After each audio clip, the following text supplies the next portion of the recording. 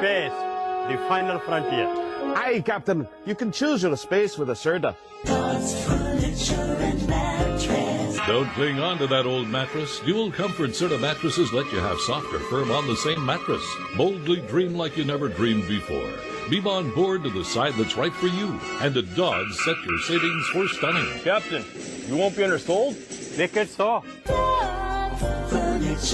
A logical choice. Live long and space.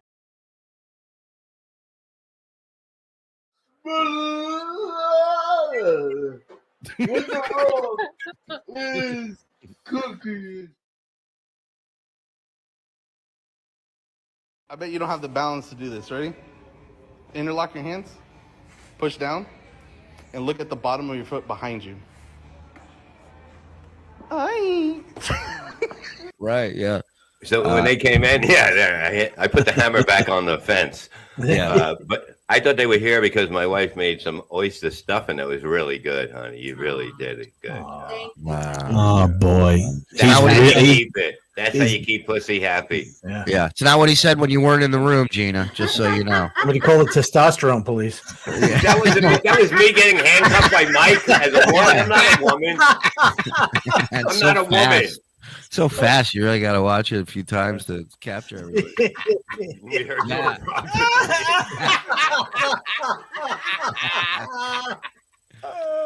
They go, listen, the cops show up. They go, there's a guy impersonating a pool guy. You didn't give him any money, did you? Some idiots actually believed it was a pool guy. So I always want to double check. What is the latest pool update? We're back up to 52. 52 grand? Right. Stop hating Mondays. Be a professional and hate the whole week instead. Bruh.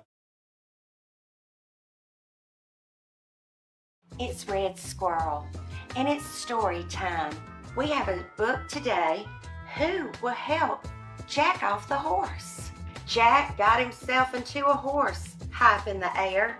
To get him down into the ground, we might need some stairs. Jack's gonna need to get off. I'm Morse. Morse, of course. Would you help Jack off the horse? I do not like you, Morse, of course. If you were mine, we would divorce. I would not, could not, Morse, of course. I would not help Jack off the horse. Would you do it here or there? I would not do it here or there. I would not do it anywhere. If he got up there somehow, would you help Jack off a cow? All I can say is, wow. I would not help Jack off a cow. Not here, not there, not then, not now. I would not help Jack off a cow. Perhaps if we were on a boat, would you help Jack off a goat? I would not help Jack off a goat. Not here, not there, not on a boat.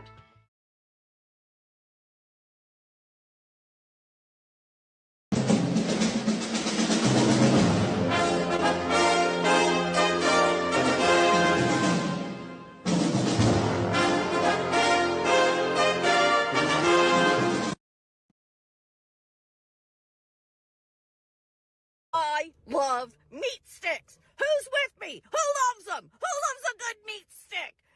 Chewing on it, sucking on it.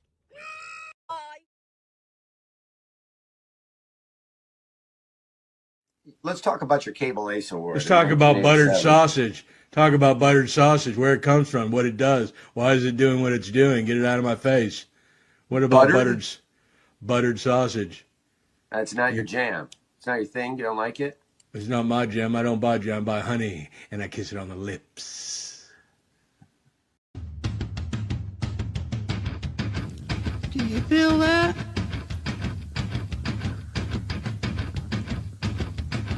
Do you feel that? Oh, shit.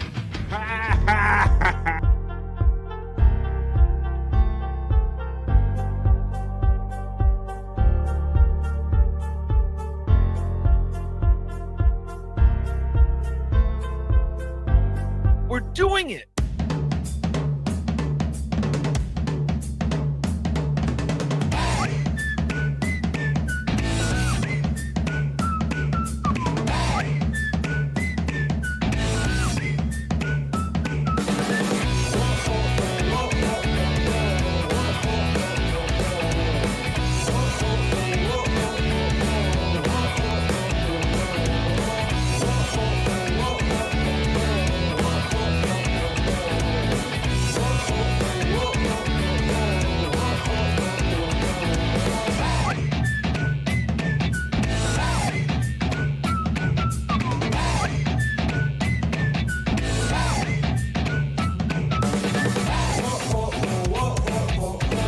Oh, hey, everybody. Good morning, good afternoon, and good evening. I'm BF. We are live, and this is The Vibe.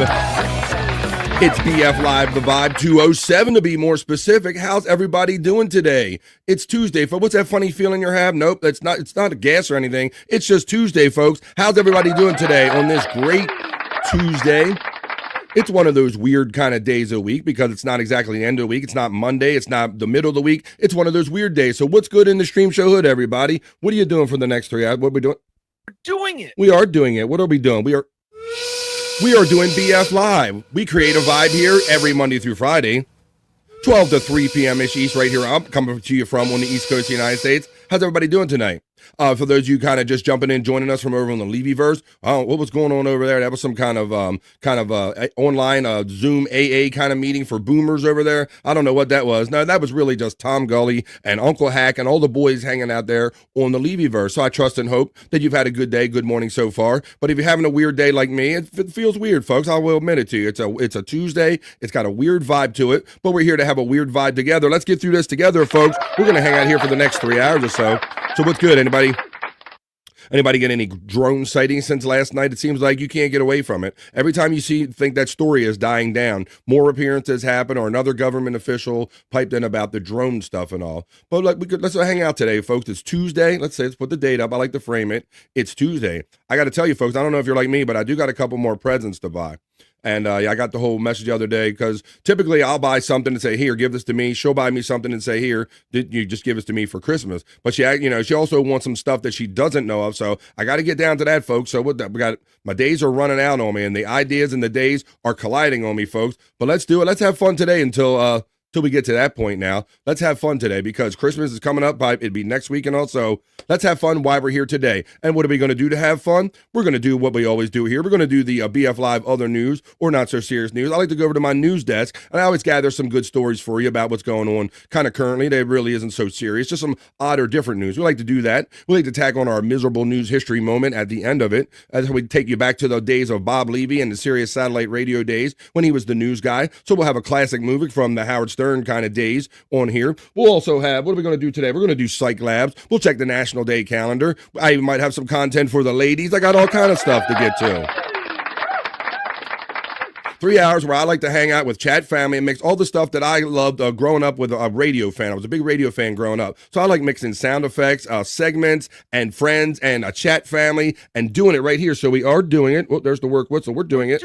We are doing it. So let's do it together. Shout out to the 21 people that are already in here for the vibe. This is BF Live, the vibe. We're going to create a positive vibe, folks. So what do you say we get to it, man? We got 3 hours to kill. What are you doing for the day? Are you just having lunch? Let me know. You got a ham sandwich? You got leftovers? Or you at a fast food place? What are you doing? Are you home? What are you up to today? Put it in the chat. Even if you only have a minute and you got to go back to work, let me know what you're up to. As I glass up, I put my glasses on, I go over and run my element for the BF Live opening chat family check-in for the BF Live stream show. Let's create a vibe, folks. This is the Vibe 207. Let's go with the chat family check-in. Talk amongst yourselves.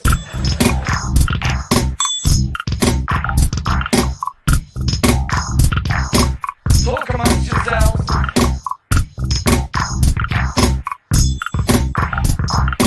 Talk amongst yourselves. You talk amongst yourselves, you talk with me. And that's why BF Live is different, because we create a vibe here with the chat family. So let's let the vibe commence. I will let you know, as always, that pinned at the top of every chat are my PayPal tip options preset right there. And if you're, can you select other? I'm a big fan of other. How you doing today? On Esther checks in and says, Happy Taco Tuesday, you heathens. Much love and Hoya, good know. It is a Taco Tuesday, if you know what I'm saying. So, whoop, I'm not hooked into my board. Well, that would help if I hooked that sound thing into the board, wouldn't it? All right, so let's go. Let's keep going. On Esther says, be sure to always hit that mother effing like button, you suckers. Let's go. Let's try this again. Well, that would help if I connect the board to the thing. There you go. How about that? It's raining tacos. And friends on a Taco Tuesday. How you doing, the lovely Aunt Esther? Get fresh with me on this third one. Says, BF Live the Vibe. Let's get our vibe on. Sugar Lips. Oh, shit. That should be my name for you, Aunt Esther, or it will be when I'm done with you. How you doing, Sugar Lips, Aunt Esther? Hoya chat family from Testicle Tiger checking in.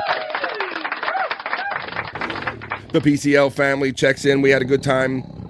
hanging out last night, and Perry, as always, was in rare form. We'll try to get a chance to go over to Twitter X and check some of that out. The goings on last night. Balls Deep checks in on a midday. Dabs to my friend Balls Deep checking in. How you doing this midday? Testicle Tiger Hoya from our friend Aunt Esther. Aunt Esther checks in with Balls Deep and says Hoya. Testicle Tiger says Hoya, Auntie, and good morning. My brother, he's a bro that everybody knows. He's chat family. It's Brian Kowalczyk. Saying Hoya to Testicle Tiger and to Auntie Esther, Brian Kowalczyk getting the love. My friend Pecan checks in and says, Goonie Goo Goo, you begonias. And I say a hearty Goonie Goo Goo to my friend Pecan checking in today. A Goonie Goo Goo. Let's go, Pecan. You know what we do here on BF Live. Pecan Hoya from Aunt Esther. All right, well, let's get our Hoyas on. It's a Tuesday, folks. Let's get the energy going. Hoya. Get a Hoya. Get a Hoya. Get a Hoya. Get a Hoya. The Hoyers are going out in full effect as Pecan checks in and says, what's up to Auntie? Tits McGee, defender of multiple birthdays, says, Hoya to the chat family. Love to my mister. Drive careful. Poor guy almost got smoked by another transport last night. Need him home in my arms. Love to all of our truckers out there. The real Santa Claus is. That's right. Because when you're making your list and checking it twice, making sure you got everything you know, hardworking people like the Mr. Tits McGee is out there, Rob Saul, Mr. Saul. He's out there moving these products around so you can get them to your loved ones. So thank you to Mr. and Mrs. Tits McGee. The bots are running, at least Nightbot is. Aunt Esther says Tits McGee, Hoya. Fake pool says Terry Nee. I'm glad you enjoyed some of the classic bits from the good old days in the liftoff reel. That's right. When Bob, the price kept slowly going up, Terry, what did it start at, like 38? And then he got him up to 52 with the fence and all the add-ons. So that was a great classic moment from the Miserable Men days, some better days over there at the Shuley Network, and with the great Mark Burns part of it. How you doing, my friend Terry Nee? We will have a Terry Nee knowledge break coming up here on BF Live today that I will feature. Hey, everybody from Space Chief 75. Space Chief 75 checks in on this day. How you doing, Space Chief 75? What's good in the Stream Show hood? Let's do this. We need this kind of, let me see, where's that at? That's right. Let's create some energy and promote a bro. I like doing it, especially at improved volume, so let's do it. It's Tuesday. It's not Monday. It's not Thursday or Friday. It's that crazy day, y'all. So let's do it. Let's create our own energy, our own vibe, and help a brother out by promoting him. Space Chief 75 by Terry Nee. The promotional video of all promotional videos. Check out Space Chief 75 on Twitter and X. Hook a brother up with a commission, get some tattoo art, or get some of this cool shit you see on the screen, put on anything you want. Hats, shirts, jackets, posters. We're having it. We're here. We're doing it. Who Will Help Jack Off the Horse is a classic Pecan. I'm glad you like that. Let's go. BF Live.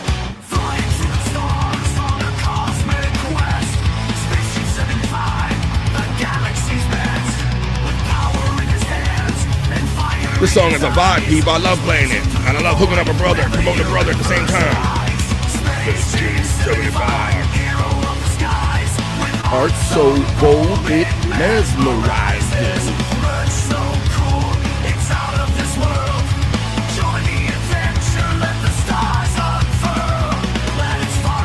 We're going to have a lot of fun today. We checked the National Day calendar, like I said.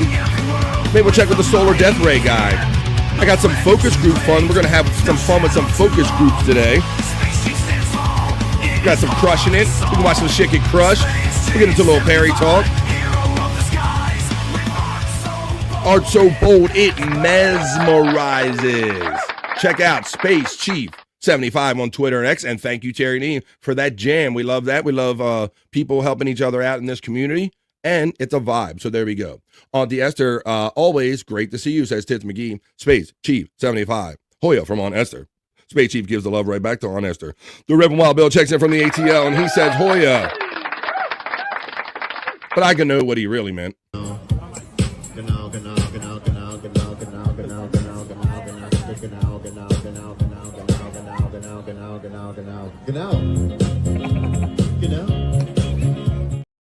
What do you know? Checking in today. Tits McGee getting the hugs and the love from Aunt Esther. The Reverend Wild Bill says Hoya from Aunt Esther. Aunt Esther getting the Hoya right back from the Reverend Wild Bill. Let's see. The Nightbots are so far no bot wars. I turned stream elements off, so you should only see Nightbot, and Nightbot is reminding you that is the BF Live The Vibe membership link. That's right, folks. For as little as 25 cents a show, $5 a month, you can support BF Live, or 50 cents a show at $10 a month. Thank you in advance. Hey, BF and gang from Kona, Hawaii. Thank you, Kahuna, checking in, and thank you for our picture. Hey, shout out to the 29 people jumping in for some positive vibes right here in the midday on BF Live. We're going to get to some news in a minute. Some not so serious news, that is. Kahuna Hoy from Aunt Esther. Kahuna says Space Chief, Aunt, Reverend, Terry, BK, and Balls Deep. Terry Nee says Barbie Fran, am I right? Hey-oh. Barbie Fran, not yet, Terry Nee. I haven't made the full conversion yet, buddy. Reverend Wild Bill says Kahuna Nui, Hoya, you big K.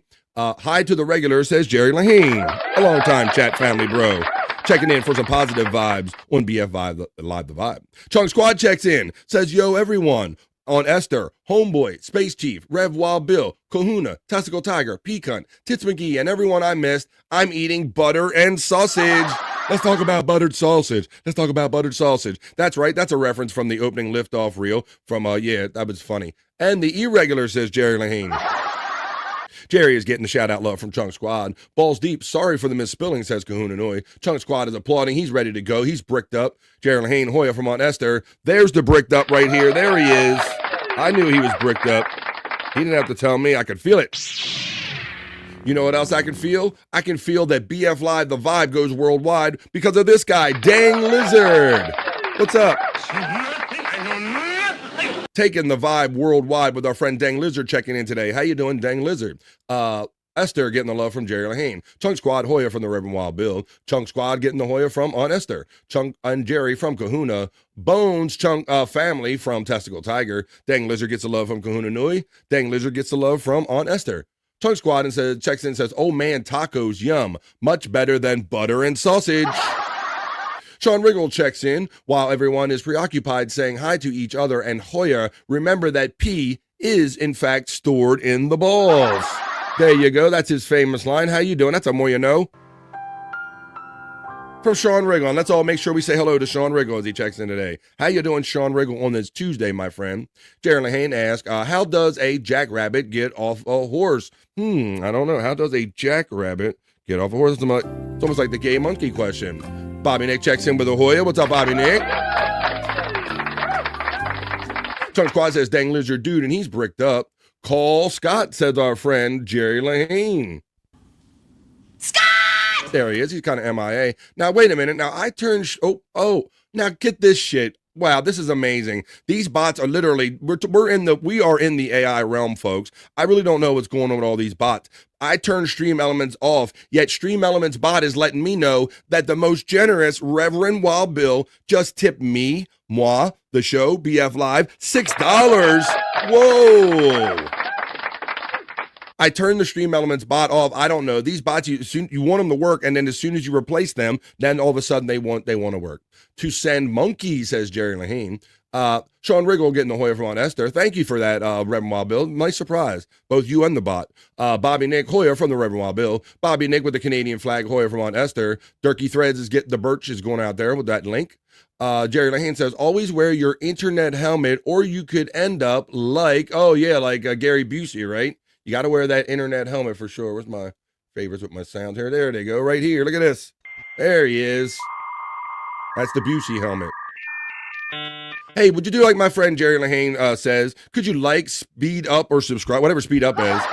I think you really meant to say share. I know that you love me, folks, but let these algorithms know you love me, like on YouTube, on Rumble, and on Facebook. Thanks for hooking a brother up with a free like, share, subscribe. As my bro checks in, LJ Lowe says good evening. What do you know, LJ Lowe? Getting the shout-out love from Aunt Esther as my big sister checks in with the Hoya. Here we go, chat family. Can I get a Hoya?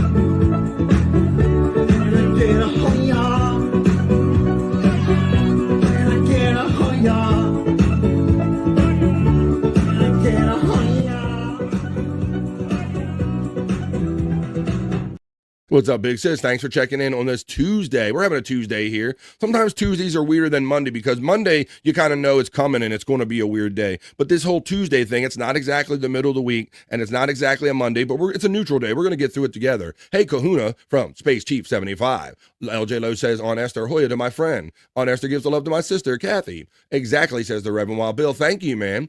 Thanks, as always, to Terry, BF, and Cyke for Space Chief 75.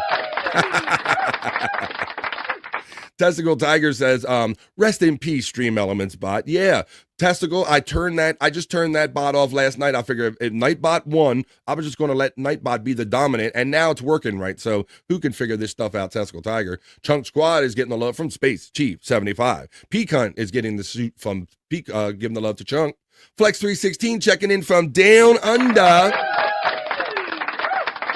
Thank you, Flex. He knows. See, I told you, Germany, Australia, BF Live The Vibe is now worldwide. Thanks to these guys. Good day, all. Playing Overwatch and listening. That is awesome.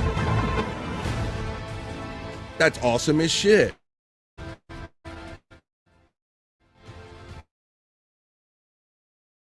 Bit more worldwide. That's right. We are worldwide with BF Live. Thanks to these guys like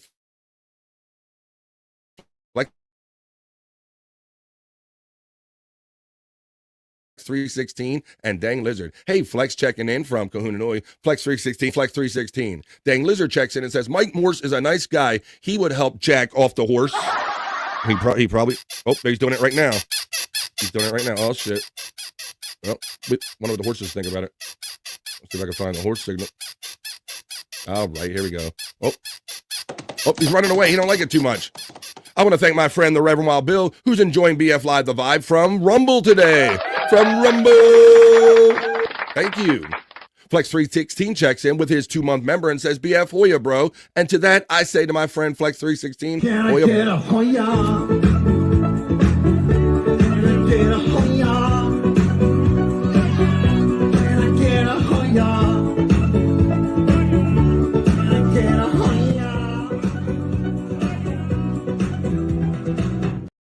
And now that the Nightbot has made Streamlabs bot its bitch, it's letting me know that Flex316 just re-upped on his membership, and you can too. Thank you very much.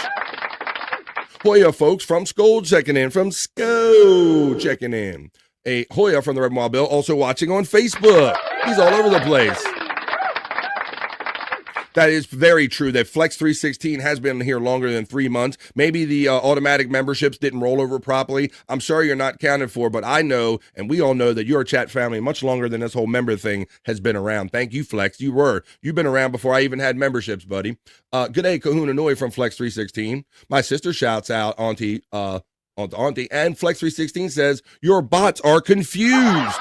That is no doubt, Flex 316. I've been having the great bot battles here on BF Live, folks. All right, well, I noticed there's a few of you in here, but don't fret, folks, because that is the end of the BF Live opening chat family check-in, and we're going to get into some other news stories and other fun that I got planned for the rest of the day. But that was just the opening chat family check-in, just to get the vibe. Talk amongst yourselves.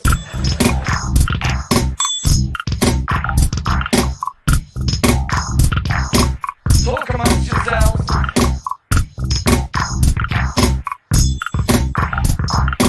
Talk amongst yourselves. Yeah, we're having it. We're doing it. I'm trying to hold it down for your radio shift style right here. 3 hours every day right here on BF Live. Just a good hangout in the middle of the day between the morning stuff and the afternoon stuff.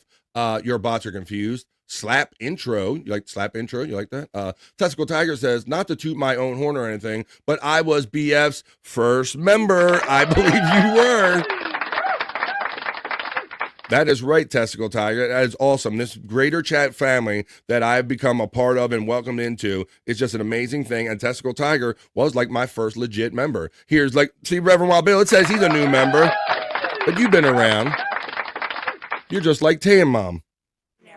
Well, Tan Mom never left. And look, and the Stream Elements bot decided it wants to work again. Skoll says, bricks up for my podcast partner, Chunk Squad. Brick to the third power.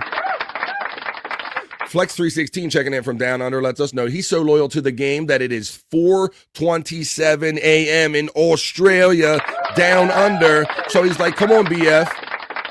We're a half hour into the show. You did the opening chat family check-in, my friend. It's 4:30 in the morning here. You got to get to the BF Live news or the not so serious news and let me know what's going on. So I'm going to do that for Flex 316 and everyone else. Let me go over to my news desk as I take you for some news stories with the BF Live other news or the BF Live not so serious news on Tuesday. Let's go, folks.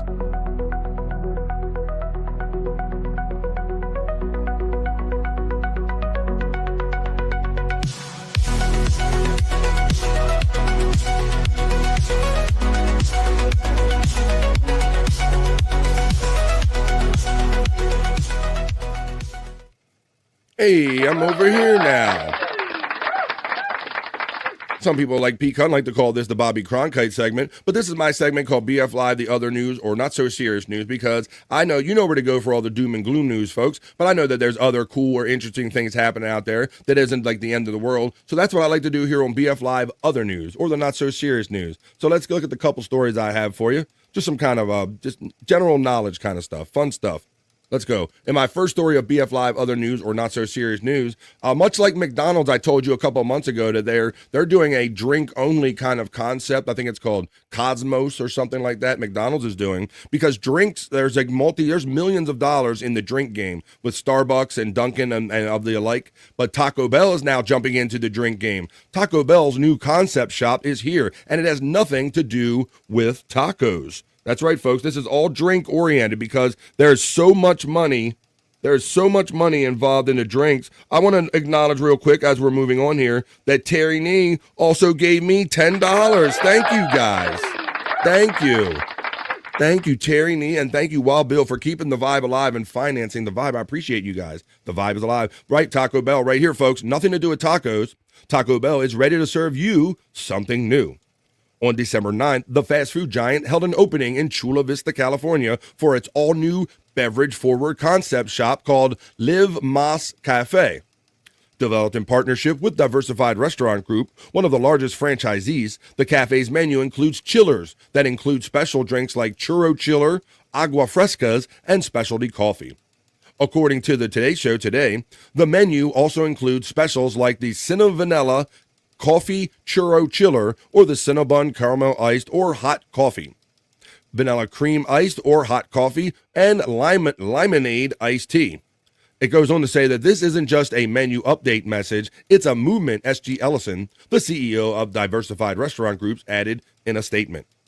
The new beverage platform will empower consumers to live bold and live beyond, and Taco Bell has allowed us to help write a book on an exciting new concept. So here you go, folks. Here's a little picture of it. And as with a lot of these fast food places, they're all like kiosks now. What do you notice right here? You don't even see one human being, not even for the interest of this article. They don't even want to sell you on the fact that there might be a human being involved there. So it looks like you go up to the counter, you put in your order for your drink to the robot, and then somebody might show up out of the back and deliver it. But it says, of course, if you're hungry, you can still snag traditional Taco Bell menu items. But again, the drinks are the main attraction. Taco Bell is far from alone in its focus on drinks. In December, McDonald's opened its first Cosmix location in Chicago, which also includes drinks as their focus of the menu. Cosmix seamlessly blends a brand new, otherworldly beverage creations with a small lineup of food, including a select few menu favorites. All designed to boost your mood and into the stratosphere, if only for a few moments, McDonald's shared in a statement at the time. Since then, it's opened several locations across Texas as well. So here you go. So Taco Bell's getting in it, folks. So if you want like a taco-inspired drink or something like that, Taco Bell, it's getting into the drink game. There's so much money only in these fancy drinks. Oh, Scorpio, we're not doing that yet, Chelino. What's up, Chelino? I'm glad you're checking in on BF Live, buddy. How you doing there this afternoon? Let's see where we took off on that one. I know where we took off because there's the 427 comment. I upgraded to... You did? Oh, shit. Thank you. I am so lucky and appreciative to have people that even support this kind of dream that I'm doing, the vibe, keeping the vibe alive. He said, I upgraded to a Fanatic again. Well, you know what that is? I have 2 levels right here on BF Live, and he's a Fanatic, so that's $9.99 a month, or you can just be regular old chat family for $4.99 a month. Thank you for the upgrade, the Reverend Wild Bill. Peacock knows this is Bobby Cronkite time. King of all diff checks in for his positive news right here on BF Live. And thank you again, Terry Nee and Wild Bill for your donations through Venmo and PayPal, respectively. I appreciate that. The Reverend Wild Bill has fun with the armchair emoji, the Blocky Fran, the Cyke, and the Perry, all of them because he's a member and he can do that. King of all this is getting the Hoya and the welcome right away from Aunt Esther. 200 yards fencing to do and build a shed. Yay. Well, come on, man. You said you're up early down under, so maybe you're getting an early start to your day. So put a little earbud in and we'll keep you company while you're putting that fence up. King of all this says, hey to Auntie. Cosmic says LJ Lowe. He knows what's up. Have you been, LJ Lowe? I don't know, because my whole thing is, we all know the kind of the story now when you go to any traditional McDonald's and you want a milkshake or a specialty drink. It always seems that the machines aren't working. So I hope that's not the case for a franchise that counts exclusively on the drinks. Flex says no sun here yet. Come on. The sun will come out tomorrow. Bet your bottom dollar. Will the drinks make you crap yourself too? Probably so, Bobby Nick, because they are loaded with nothing but sugar, bro.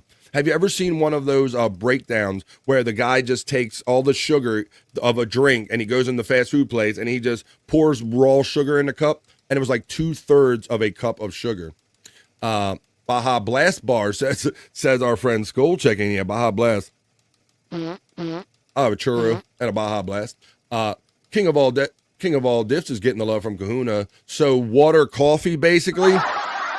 You know, Flex 316, for a while there, up until they got sued, at least here in the States, McDonald's was one of the places that I could rely on a hot cup of coffee. They would give you a good hot cup of coffee, but ever since the lawsuits, not so much anymore. Flex is saying no. Try that shit in Australia with coffee. You guys take your coffee game serious, huh? None of these foo-foo kind of drink kind of menus like we have at Starbucks and all that stuff. Are you just raw coffee people? I get that. LJ Lowe says it will give you diarrhea of the weenus. There you go. Hey, Bobby Nick from Kahuna checking in. Some will get fucked up, says Flex 316. There was Scorpio checking in with that. We're not doing that yet. Let's see. Bobby Nick, yes, like the tacos, but advertised as diet, but keep it long enough to count.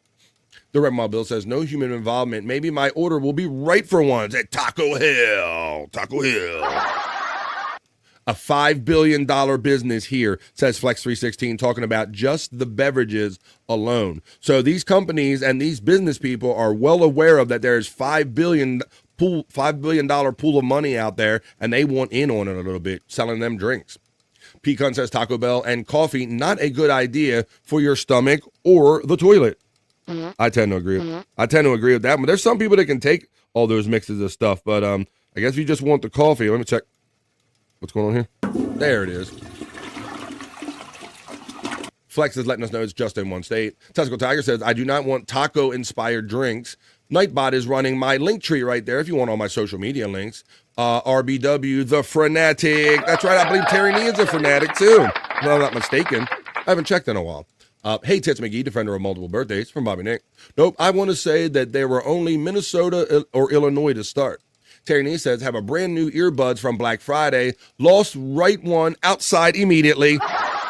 Yeah, Terry, where are mine? Mine are in my pocket, bro, and I fear this too, because mine are jet black too, brother, and I have lost them in the crevices of the counts and stuff. I need a pair where they got some geolocation on them, buddy. So that's why I bought these. These are $30 pair off of Amazon, because I'm just like you, bro. If you give me those $100 or $2 pair, that shit, I'm gonna lose them within a day. Spawn checks in, my friend, and says, good afternoon to my homie BF and to everyone in the chat. Down to the final 12% of entries in Survivor poll. And to that, I say, hoya! Are you actually betting on Survivor? My wife and my daughter watches Survivor now, so I understand they're coming down to it. If that's what you're talking about, Spawn. How you doing, buddy? Nightbot is running our friend Dickie or Dirky Threads link. If you want some Bob Levy merch, you can click on that when you see it go by and check out what he's got going on. Spawn Hoya from Aunt Esther. Just a guest checks in, my bro. Blocky Frame. TBK getting the love from Chelino. Oh, hey, BF from Sunday Jenna checking in. Oh, yes. Oh, hey, guys. How you doing? The lovely Sunday Jenna. I'm so happy to see everybody here today. We're kind of in the middle. I just did one story in the BF Live other news, or not so serious news. Terry Nee says, I enjoy no human involvement. He's anti-social. Your auntie social. Just a guess, getting the Hoya love from Aunt Esther. BF Live, the Vibe membership link running right there. Chelino Hoya from Aunt Esther. Just a guess, getting the love from Kahuna Nui. Sunday Jenna getting the Hoya from Aunt Esther. And Sunday Jenna gives it right back. Hey, Sunday, it's been a minute. I hope all is well. Survivor is still a thing? Wow. Yeah, Terry Nee. I thought that my wife and daughter would give up on it years ago, but it's still a thing. Jeff Probst, I think they're in Fiji now, and it's the same shit every year. The Big Kahuna is getting the love right back from Sunny Jenna.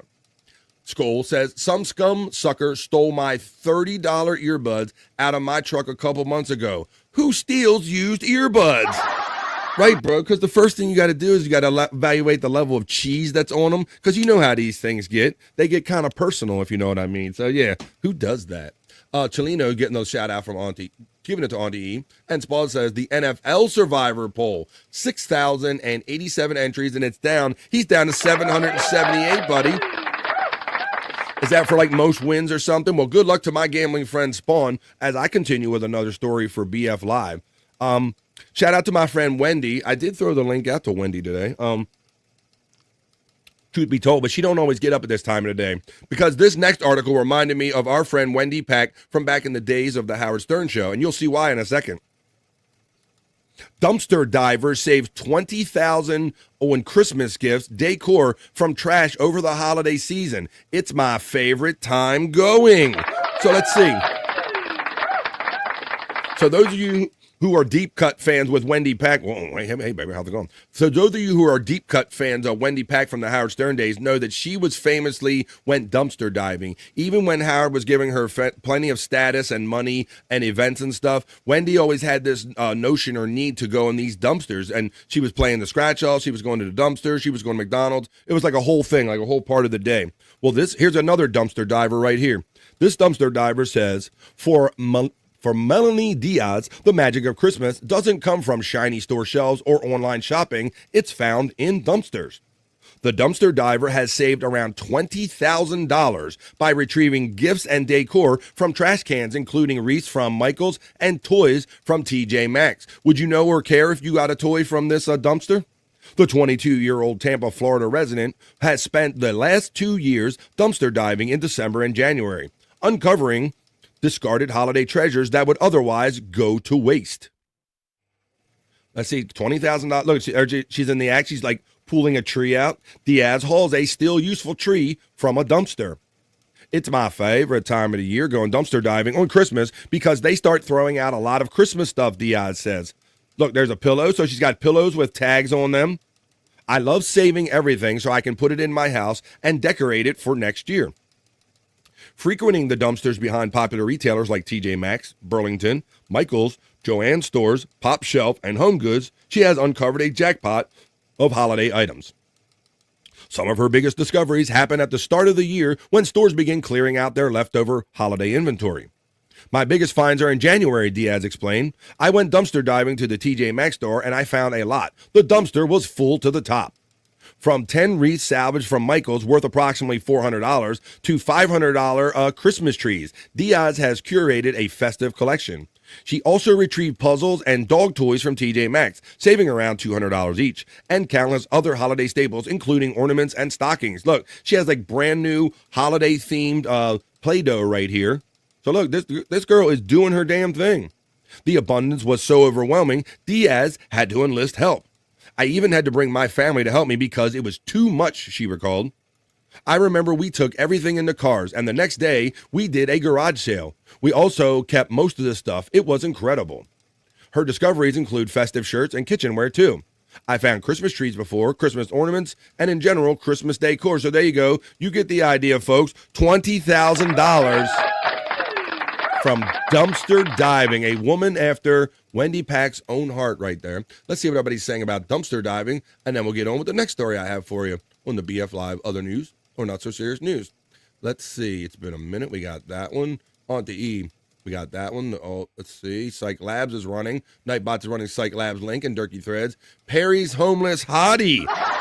That's right, bro. I don't know why Perry is scoffing at this idea, bro, because look, there were some hotties. If you wash them up, give them a little soap and water, they'd be just right for Perry, wouldn't they, Perry? Shut the fuck up. I think they would be great for you, bro. I think it's a great idea. You shoot over. You think you're going to get like Gina Carano and all these hot women. You got to be realistic. Homeless hotties is where it's at for Perry. Chelino says, if you're not dumpster diving, you might be retarded. If you're not dumpster diving, or if you are, there you go. Chelino checking in. Sounds like he knows about some dumpster diving game. JFK Headchunk checks in today and says, I got your pillow with garbage juice on it. Merry Christmas, asshole. What's up, JFK Headchunk checking in? There you go. It's like this pillow smells like ass or a skunk or something. Like, what the fuck? How you doing, JFK Headchunk checking in on this Tuesday? Terry Nee says, Joey C and Wendy should start a dumpster diving business. Whoa. Wendy, look behind my fat foot. Look, it's a pillow over there. How you doing, Terry? Pecan says, Walmart and Major in my hood throw out barely damaged goods, including bicycles. Wow, so there you go. I mean, there are things to be... There's one right there. There's things to be had. Say $20,000 if you do some dumpster diving. You'll learn some stuff here on BF Live.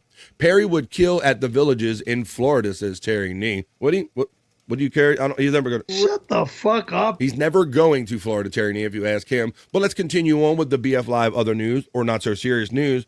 Yesterday, I gave you a report, but I have a better report that I could actually show you about something that I reported yesterday. Yesterday, I informed you that there's a new king of beers in town, so to speak. There's a new top beer being served on taps in bars across the country. For more on this new #1 beer, let me take you over to the Bikini Report for more on the new #1 beer on tap in America. More bad news for Bud Light. It's officially been dethroned as the #1 beer on tap in U.S. bars.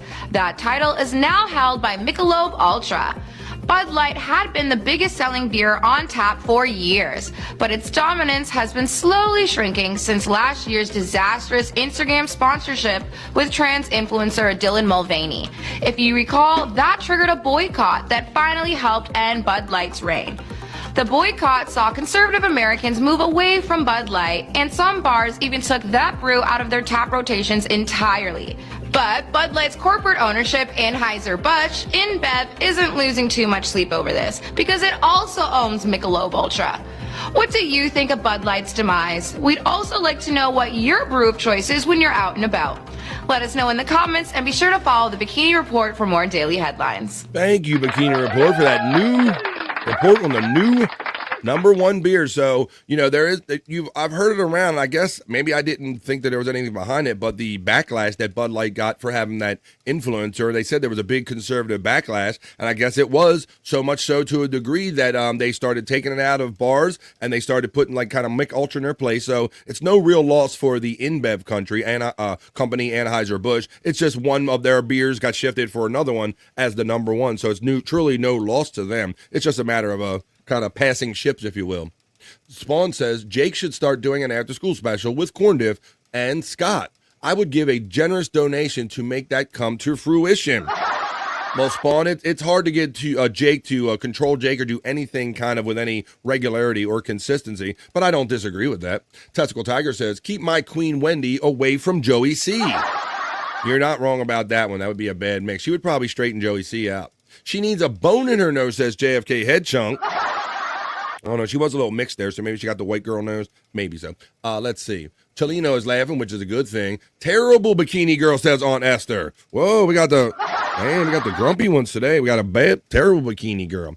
I prefer a bigger ass, but I'll still leave the light on for her, like Motel 6 for that ass. Double-fisted Mick Ultra. Let's go. That's my go-to beer when I go out now. I'm heterosexual. The Red Wild Bill says, my brew of choice is Smoky Mountain Moonshine. I thought you were going to say weed. My sister Kathy says, the Ultra is #1 because of carbs. And carbs is no joke, big sis. I know you know that. As you get older, you start being more conscious of these things, and you see the hundreds of carbs that are in some of the beers. So any beer that has like 95 or less, 95 carbs, that's a better thing. And I think that's part of the reason it's doing good too. All right, well, we got some other news going on here on BF Live, other news or not so serious news. We're into, for the college football season, that will be happening leading up to the end of the year because we're heading for Christmas and we're heading for New Year's. And typically that is the bowl time of the year, the college bowl season. And there are many, we have the Doritos Bowl. You have all of the CarQuest Bowl. You have all of these different bowl sponsors. And Pop-Tarts is one of them. Yes, the breakfast treat Pop-Tarts. The Pop-Tarts Bowl unveils a trophy that doubles as a functional toaster. So y'all might remember this video right here from last year. This was the actual on-the-field kind of Pop-Tart going down into the thing. But they've upped their game this year. Pop-Tarts has upped their game this year. And I'm going to show you how they did in a minute. So, yeah, they have the Pop-Tarts Bowl. It was the whole thing. And then the Pop-Tart came out. I remember this from last year. But watch when I show you what. Look at this. This is the giant Pop-Tart. The edible mascot. Look at that. So this was last year's kind of angle. This year for the Pop-Tart Bowl, they're bringing something different, and it's kind of interesting. I'll show you as soon as this video runs. So they got to eat the giant Pop-Tart, the winners of the game, the champions. But let's read about what they're doing now. The Pop-Tarts Bowl is upping the ante for their next edition after last season's live mascot captured the hearts of the collective college football internet. First, they tripled down on the live mascot action, announcing that 3 flavored Pop-Tarts will attend this month's game. Now they've unveiled what could be the most technologically advanced trophy in all of sports. Watch when I show you this, folks. You ain't going to believe what this trophy that Dave kind of made for this. Let's read a couple of these because Funky Bronco checks in and says, Hoya. The right my Bill said about the last one, you can have a good brew to drink without your best smoke, of course. What's up, Funky Bronco checking in, getting the love from on Esther as he does. The Ducks are locked and loaded and primed for a deep run. Not a coincidence that they're the only undefeated team, says Spawn. What's up, Funky Bronco from Peacunt? Funky Bronco says Oregon will be going all the way in college football playoff. You heard it here first. Howdy, Gases checks in. All the friends are checking in because they know the vibe is going on. So let's see what the Pop-Tarts Bowl is doing. They up the, watch this trophy, folks. This year, the Pop-Tarts Bowl winner will hoist a trophy that doubles as a fully functional toaster. Check this out, people. Everyone, I have an announcement. This is the trophy, and it makes, look at this, it's a toaster. It makes legit Pop-Tarts right there on the spot. It is believed to be Everyone, I have the an world's announcement. first functioning trophy. Come on. You're gonna be popular. Pop, come on. How can you not like that, folks? That is awesome. There you go. The vibe, says King of all divs. Stacy checks in and says, oh my God, what I wouldn't give for a Pop-Tart right now. The lovely Stacey Allen sneaks in here during BF Live. Eat my cherry pie. I can't really sing this song. There you go. Those Pop Farts look so delicious. I want to eat Pop-Tarts out of that trophy. Not going to lie. There you go. Pop Parts. I love them, says Space Nerd. It checks in. Here comes. Everybody's checking in now. Come on. It's a Tuesday vibe on BF Live. Hoya, you Hoyas from Space Nerd checking in. As she says good morning to me. And on Esther says hello to Stacey Allen. And Space Nerd says the Ducks, boo, go Cougars. And Stacey Allen checks in and says Hoya to Aunt Esther. Let's see what everybody was saying about that. Tiffany Washington checks in and says, afternoon, everyone. Just wanted to say hi. Hey, Tiff. No, the Reverend Mobile, not the mighty, the Oregon Ducks. Right? The Mighty Ducks are the hockey team, or can be confused with the hockey team. All right, let's keep going with this. Stacey Allen, where are you at the gym this morning? Question mark. I'm pissing out of my ass. What the fuck, says Bobby Nick. Holy morning, what did you guys get a hold of? Funky Bronco just got back from the gym, says Stacey Allen. Good day there, Space Nerd from Flex 316, checking in down under, making BF Live the vibe worldwide. Skull, hey, Space Nerd from Spawn. Skull says the Pop-Tart trophy is exactly what a college football trophy should be. Funny and memorable. There you go.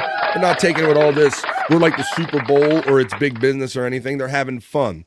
The concept isn't new. Last year's trophy also featured a silver football with 2 metallic slots to insert Pop-Tarts, but those slots were just for show. So they upped the trophy and it actually functions. They got with a partnership. But now, thanks to a partnership with GE Appliances, the Bulls champion will be able to toast a post-win snack. The number 18 Iowa State Cyclones and the number 13 Miami Hurricanes will play for the right to hoist the Toaster Trophy on December 28th at Camping World Stadium in Orlando, Florida. So look for that. On the 28th, you can find out who won that very cool trophy. I thought that was pretty neat. Like you said, that's fun. That has to do with fun. You get your everything. You get a little commercialism, a little fun, and a lot of fun to be had. So let's go. Let's keep going on with this. I got another story. You know, Christmas is coming up, folks, and I know that we all talk about that. We all have different levels of family. Some have lots of family. Some have little family. To some of us, chat family is the only family we have, and that's all well and good. But some people also wonder about snow during this time of year. Now, me, when I was traveling around, I didn't really want to see snow on Christmas Day. But if I'm like homebound and I'm just looking out the window, I love looking at snow. I don't like moving snow. But the Farmer's Almanac says that only a few spots will see snow this Christmas. Christmas is the most wonderful time of the year for control freaks. Name another holiday when the act of making a list and checking it twice is lauded more. 'Tis the season to wield your power and choose who receives what and exactly how it is wrapped. It's up to you and you alone to trim the tree from topper to the tree skirt and plan the perfect meal. Heck, you can even choose what flavor cookies. Santa gets the sample when he pops down the chimney. So this is about the Old Farmer's Almanac, and they're going to tell you the area, folks. So I'm going to share a couple areas. I'm going to share a couple areas of you and see if your area may be in some of the snow predicted areas. Here is the U.S. predictions for Christmas Day 2024. You can find the full details at the Old Farmer's Almanac. So that's my source right here. The publication notes that predicting the weather is not an exact science, but in general, most of the United States is experiencing a warmer, wetter winter, and only a few spots can expect snow, like New England. Maine has a chance of a white Christmas, but the rest of the region will be snow-free. You can also expect snow for Christmas Day in the Ohio Valley, in the Heartland, in the High Plains area, and the intermountain areas of the United States. Now, it talks about the Old Farmer's Almanac, and I don't know how many of you are familiar with this Old Farmer's Almanac, but this, basically before satellites were really a big thing, and even when satellites were a thing, they still weren't as accurate as this Old Farmer's Almanac. These old farmers used to compile this every year about the change in seasons, the moons, the weather shifts and things of this nature, and they would be able to kind of predict quite with great accuracy, I believe like 80% accuracy, the upcoming weather. So this is the Old Farmer's Almanac for 2025. They've been making it for years. While you probably heard of the Old Farmer's Almanac, you may not know that its publication that was founded by Robert B. Thomas in 1792 in Grafton, Massachusetts. Today, it's published by Yankee Publishing and based in New Hampshire. Not only is it the oldest continuously published periodical in North America, no big deal, it's become a go-to spot for planting charts, astronomical information, and weather predictions, in addition to a bunch of lifestyle topics. But wait, you're asking, how can an almanac release annual predictions with any success when my local weatherman gets things very wrong one day out? The team at the Old Farmer's Almanac says they can pull off correct projections thanks to age-old meteorological methods centered around solar science and sunspots, along with newer fields like climatology and weather pattern and atmosphere analysis. According to them, they have an 80% accuracy average. Not bad, right? So there you go. So only a couple areas are expected to get some snow this year. But if you want to know more, you can get that Old Farmer's Almanac for some good old stuff. Kind of be accurate more than your local news people sometimes. Let's see who's checking in. I want to make sure that I got everybody, because people like to sneak in when I do this. Boy, a pecan, Fatal 316. We're never getting any snow in my area because you're down under there, Flex 316. Of course not. Hugs, Tiff from Space Nerd. Funky Broncos says, Tiffany Washington, oh no, sending my prayers. Tits McGee says, there was someone out ice fishing on our lake the other day. I think we will have a white everything, she says, checking in. Flex says, 120 Fahrenheit here yesterday, so not much snow coming because they're having summer down there, down under, below the equator. Space Nerd says, slinking in Mike's MSIP, I'd hug you if you were here. Come on, Mike. Where are you, MSIP? And LJ Lowe, don't be hiding on our friend Space Nerd. You know she loves seeing you guys. Let's see. Pecan says, the Old Farmer's Almanac has been around for hundreds of years, as a matter of fact. 100 and some. I'm sorry, what, Flex 316? 120 Fahrenheit, says the nerd. Space Nerd says, I might pop a bones that area. There you go. There you go. She knew you were around. MSIP checking in, as he likes to do, right here on BF Live. What's up, buddy? I hug everyone. I'm a hugger, says Space Nerd. Mouth hugs. Bob Thomas, the Wendy's guy? No. No, that's Dave Thomas anyway. Fahrenheit says Flex 316, checking in for the weather down under. MSIP Hoyer from Mount Esther. That's what you guys use. That's what, for before satellites became a thing, Flex 316, you would be amazed how accurate this Farmer's Almanac actually was, my friend. Yes, that was used. Why wouldn't the weatherman just cheat and use the info from the Farmer's Almanac? That probably has happened too before there, Stacey Allen, when the computer ain't working or something. They're like, let's just go to the Farmer's Almanac. Forecasting sucks now, says Terry Nee. So, Terry Nee, I know that you're probably familiar with this publication too, buddy, and you can probably attest to the fact that it's quite accurate. Hey, Terry Nee, that's Dave from Wendy's. Tiffany Washington corrects you. On Esther getting the shout-out love from MSIP. Let's see. Tiffany Washington getting the love from Terry Nee.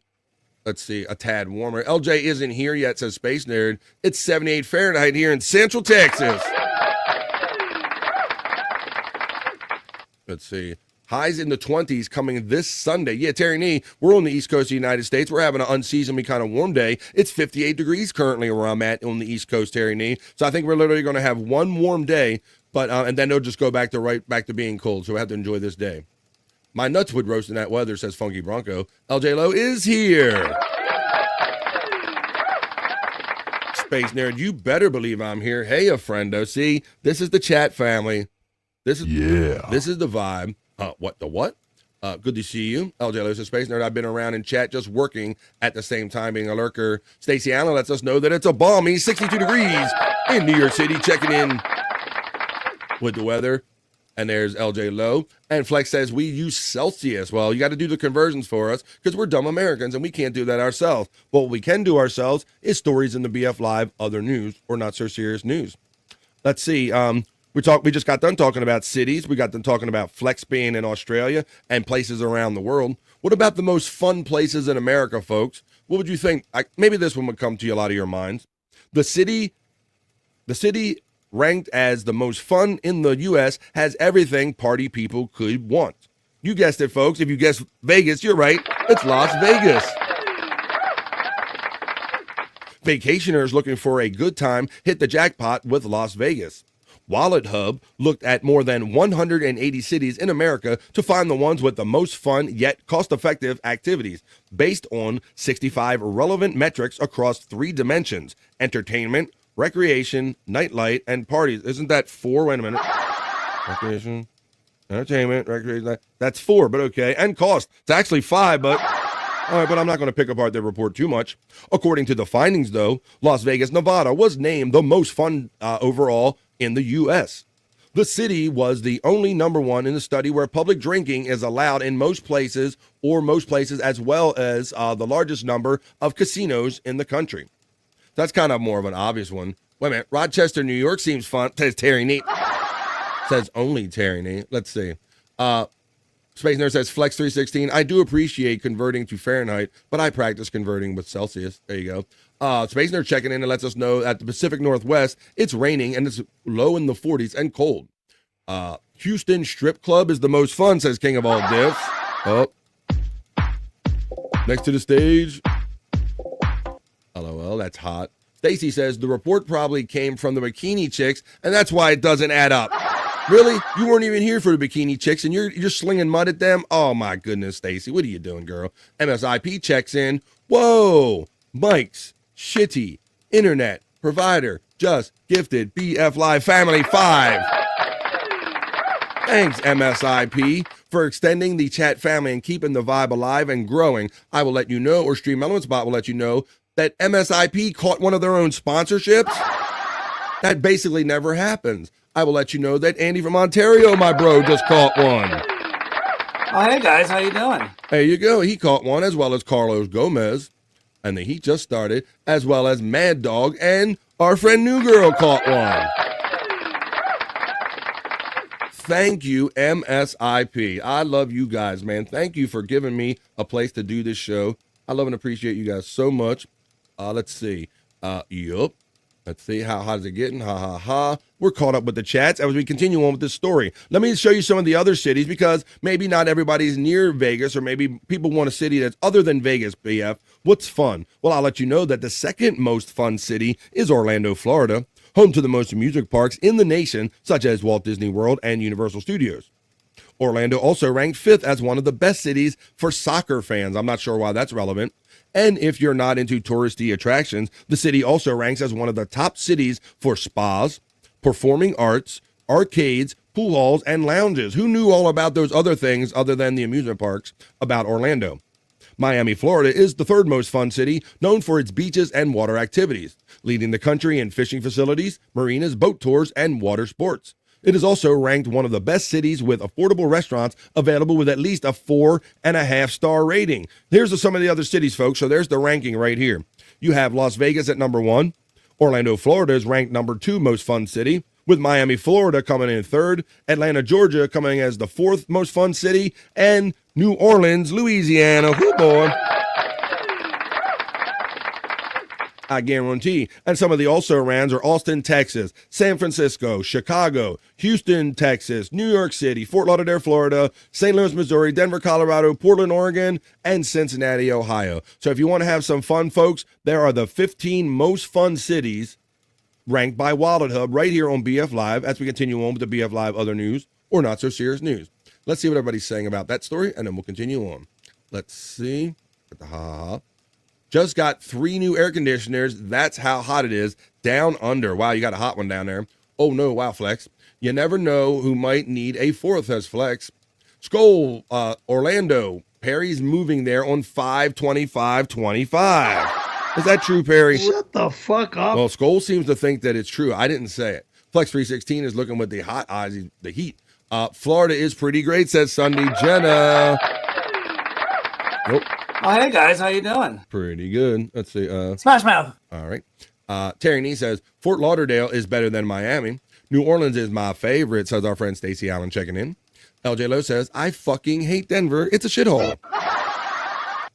Tiffany Washington tells you to stay away from Ohio. Articulate John checks in and says, I'm going back to Cali. No, I'm going back to Waterloo where the vampires hang out. I don't think so.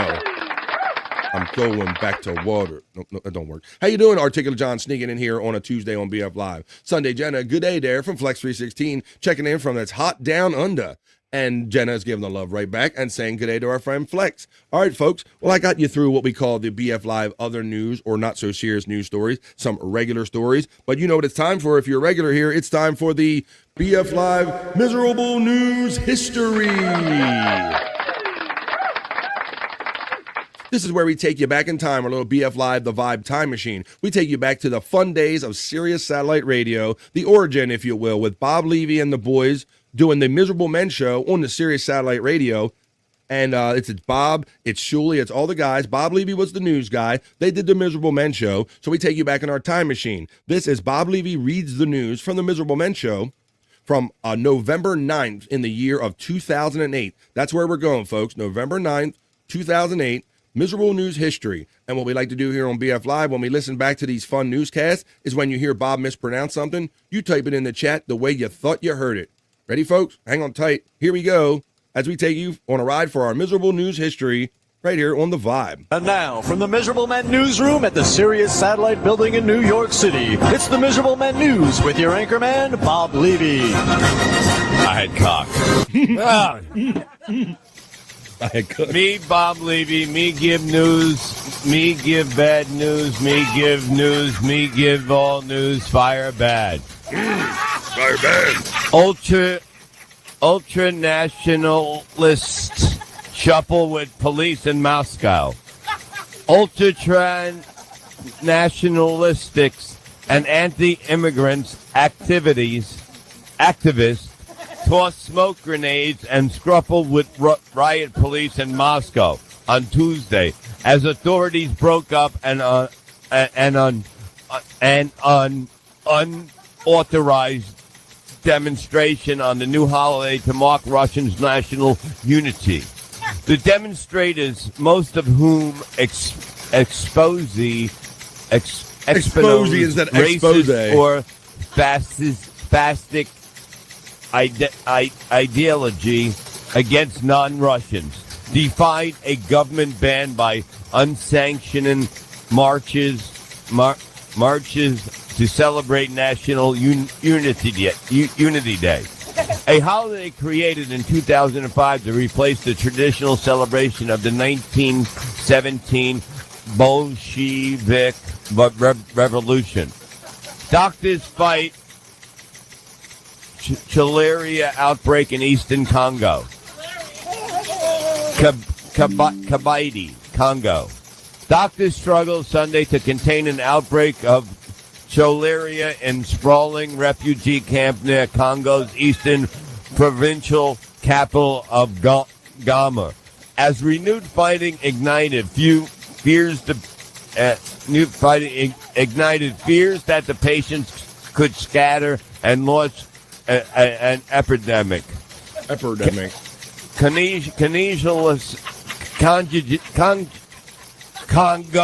Congolese soldiers Congolese and rice. rebels What the fuck is that? were seen Congolese rice. less than 800 meters yards Tolaria. apart near Goma, where rebel leaders Laurent Nkundo declared a ceasefire on October 29th as his forces reached the edge of the city. Thank you. Whoa, thank you. I'm not sure what that was about, but there were a lot of fun misread words there, and that's what we love about Bob Lee. It's a virtual reading rainbow. Butterfly in the sky. Butterfly in the sky. It's Bob Levy Butterfly, Ego folks. Twice as high. Take a look. That was our It's BF in Live the Other book. News. Reading. We did our Rainbow miserable news history with Bob Levy reading. can go anywhere. Friends to know and ways to grow. Reading. Rainbow. I swallow. Is that a fucking kid's book? You know it. Friends to know and ways to grow. Reading. Rainbow.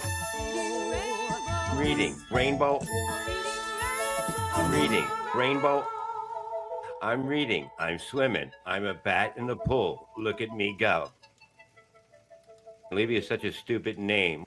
There you go. That's how we end every BF Live Other Newscast with a not-so-serious news. We end it with our miserable news history moment, provided by my great friend at Cyke Labs, Cyke Clyde, and Mrs. Ding Dong, Mrs. Cyke. We got Cole Area. Flex just did some 01s, 1s, and 0s. That's like a random kind of a Bitcoin code or something like that. Hoya nerd, it's raining here in Florida, but it's still warm.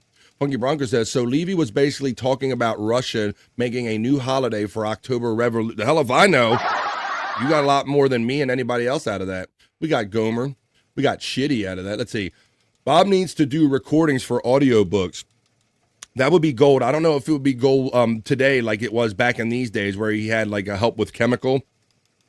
When he had the chemical assist, but you see how Bob reads on his own anyway. He might not need that a chemical assist. Hey, Space Nerd says, would you kick the like button, folks? I would appreciate that. If you're enjoying yourself, I know you love me, but let Facebook know you love me, and let YouTube know you love me, and let Rumble know you love me, where you might be watching BF Live today. That's the game workout. What the fuck, Bob? What the fuck was Bob talking about? Bob's teeth whistled back then too. He. Yes, the whole Bob's teeth saga. It's funny how, because when he went to Turkey and got the turkey teeth, Cyke Clyde was giving me videos and stuff about him, like going to the dentist, even from back in the day. Pecan is having fun throwing out the reading rainbow books. Bobby Nick says, look at me go. LOL, Levy is a stupid name, but we love him anyway. Hi, Bobby Nick from Tiffany, Washington. Stacey Allen said, who made Reading Rainbow? Was that you, Terry Nee? Where was that? That was, I know they got him to say it on the show. I don't know if it's an OJ jam or not. I don't think that's Obnoxious John. Not sure who made that one, but that was one of the early ones when they got Bob to we were tricking him by, remember, Stacy? We were tricking him with the super chats, and that's when he said, is that a fucking kid's book? Because he really didn't, I don't think to this day, Bob really knows that Reading Rainbow was a thing or a show that starred LeVar Burton. I don't think he knew any of it. He certainly didn't know any of it when he was saying this stuff. Space Nerd says, Stacey Allen, Voodoo Fest is a bucket list. I know that has to be amazing. They're talking about music festivals. Bobby Nick is shouting out our friend Tiff. Flex says, nope. Bobby Nick, are you okay? Flex text time too. LJ Lowe says he read part of Artie's book. Yeah. Yes, in an audio book. There was talk of him. Having, other people doing other books or whatever, but never really got an audio book out of him. Bobby Nick lets you know he's fine. Space Nerd says, Tits McGee, defender of multiple birthdays, your avatar is really nice. Well, let's review this. Where is the Tits McGee avatar? There we go. Sometimes I don't see them because they're kind of small, so I can't see them unless you guys punch out something. I'll wait till I come across it again. That's what she said. All right. The Similarian narrated by Robert Levy. And now the Cimmerillion by Bob Levy. I'm not sure. Stacey Allen. Don't make plans Saturday. Big day on Replayable. Space Nerds letting you know. That's right, because what's the date for this Saturday? We're coming up to the weekend, so this Saturday is the 21st, y'all. So this is definitely going to be like our kind of last few shows rolling up into the Christmas holidays, and we're going to have a ladies' night. We're going to have a Sesame show. You got to tune into 100 Proof Podcasting. That's Replayables. We do it on Thursdays and Saturdays, but we're going to do like the ladies' shows and the Sesame shows. We're going to do those on Saturdays so everybody can have a good day of just sleep and recover. You don't have to worry about getting up the next day. How can you miss them? Small maybe isn't the right word. Everyone should join us on December 21st. That's right. Because we're going to have the nerd join us on Replayable. She really doesn't do shows, so she's going to hang out and ghosted you, Stacy, LOL. Yes, she's going to hang out with us. And plus, you got to tune in to see what other ladies decide to join us on this Saturday, the 21st, for the ladies show on Replayables. We're going to drink, smoke, laugh, and joke, and have a lot of fun with the ladies. Liz, the Mrs. Abels will be there. Everybody will be there, folks. All right, well, let's see. What are we doing here? What did I miss? Did I miss? Oh, there you go. Hot damn. Let me see. Uh-oh. Now we're talking. Now we are talking. Yeah. Let's see what I want. Got my Christmas present right there. Holy moly. There you go. That's what I want for Christmas. All I need is some titties for Christmas. All I need is some titties and a great chat family. I got the chat family here already. I don't know about them titties. I'll talk to the wife about that. Oh, I'll definitely try, Space Nerd. Let's see what's happening. Yeah, I hope you stop by. Stacy said she's going to try for this Saturday, the 21st, for Replayables drinking show with the ladies. You got to come by for that. And you're already here, so you don't have to come by for BF Live. Spawn says, what time, Space Nerd? I have a Christmas gathering to attend, but I'll try my best to say hello. That would be 10 p.m. East, Spawn, Saturday night on 100 Proof Podcasting channel. That's my friend Chris Abel's channel that he shows we do Replayables on. And we're almost... Chris fucking Abel? Yeah, that guy. We're this close to being monetized again on that channel thanks to you guys. You guys are awesome. You've been hooking us up with the Cash App stuff and giving us the hours, watching Shawnee do his game streams and watching repeat episodes. So thank you all very much. We are very close. Probably, they're saying before Christmas that we will at least have the hours. I don't know if the paperwork will be processed, but we're good. We're moving in the right direction over there. It's usually 10 p.m. East. Space Nerd lets you know. Dave Daffler told me the women will be topless. Topless, topless. Is that what you're saying? You're saying topless, right? Let me see. Where is that? Here you go. It's right here. Topless. Topless. Topless. That's right. Ronnie One and Dave Daffler says it, so it must be true.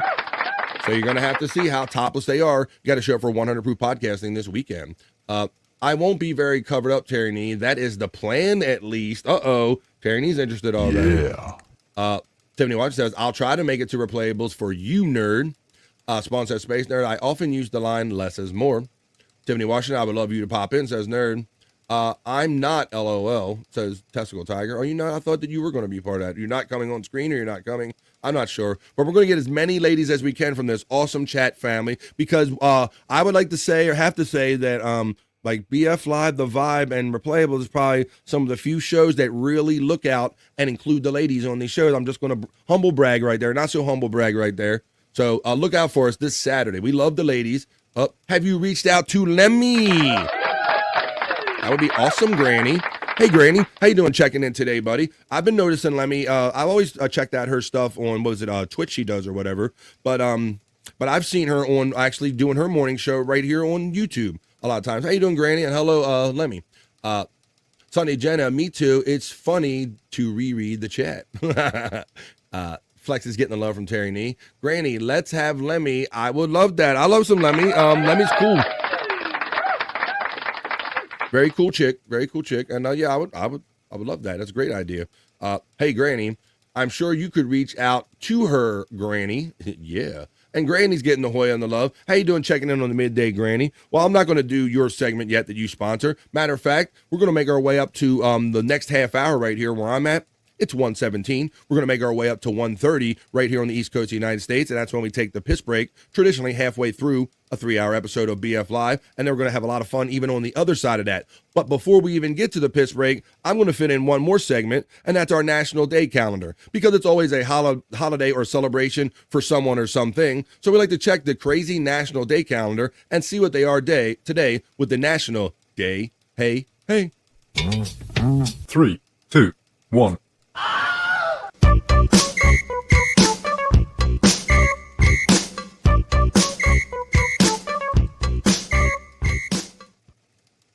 That's right. I'm coming back to the studio, folks. I've got to turn off my ticker and leave the new studio, but now I'm back in my regular studio. I'm going to turn off my little kind of ticker sound in the background here, and we're going to get on with the National Day calendar check. Because like I said, it's always a holiday or celebration for someone or something, so we're going to do it right here on BF Live. Let's see what the national days are today. Today is, once again, folks, and I'm saying this as much for myself as I am for you, it is the 17th. Did I not change my National Day calendar? Check my National Day calendar. I think I got the wrong day calendar. I got the 16th in, but we can all see it's clearly the 17th. So let's see what the days are of the National Day calendar once I punch in 17. Today is the 17th, so I got to get some presents for my wife. This is your last call, folks. You got to get that shopping in. But let's see what the National Day calendar is telling us today that the national holidays are. On December 17th, it is National Say It Now Day. Say it now. I have a feeling that's about saying important things while people are here. Whoa, National Maple Syrup Day. Where is it at? Come on. You see that bottle right there in the picture, folks? I didn't even plan this. National Maple Syrup Day. Look at that bottle, folks. And look at what I have from my trip to Canada recently. The exact same bottle. Hi-yo. So we'll get into National Maple Syrup Day right here on BF Live The Vibe, as well as Wright Brothers Day. That's about the first flight, I'm pretty sure. How about we go to the top right here, and let's see what National Say It Now Day is all about. What are you playing? Lemmy said yes to the ladies' night. Well, come on, I'll talk to Chris about it. I'll talk to Chris about it. I'm here playing video games and listening, says a Testicle Tiger. That's awesome. And that's cool, Granny. That's good to know, buddy. We never made that connection before, but I would love to have Lemmy on. I like to have Lemmy on here too. So we'll have to get that together. Well, shit, LOL says, that's right. See, you see what I got. It's Maple Syrup Day. Bones Testicle Tiger. Yes, Granny, says Space Nerd. Did you have lunch with Bobby while visiting Canada? Ooh, no, I did not. No, because I was up more in the Niagara Falls area, and Bobby Nick is far, far west. So, what's it? So he would have been much further away, but I would have definitely done it if I'd have been anywhere close there. Let's see. BF seems half Canadian, eh? Well, Terry Nee, I did enjoy my time in Canada, and I told Bobby Nick as much. I said, I think I'm like a default. I'm kind of like a also a Canadian now, a co-Canadian, if you will. Testicle Tiger says, I was trying to decide if I would come on voice anyway, but I don't think so. I'm not quick-witted enough to be entertaining. I'm not Tom Gully. You better stop that shit. You better stop that shit. What was with that this morning, Testicle Tiger? First you had Bob on, then you had Tom Gully come on. And I said, and then you had Jack on. I said, this looks like a Zoom AA meeting on Zoom for guys that they don't have a car. They can't drive to get to their AA meeting, so they had to do it on Zoom. They were acting quite broomerish this morning. That was funny. Bobby Nick, let's go to see Propaganda in whatever part of Canada they are from. Propaganda. I don't think so. Going back to Cali, I don't think so, says Testicle Tiger. Tits McGee, defender of multiple birthdays, says, my dad made maple syrup for many years. Cooking it in the house made the house sticky.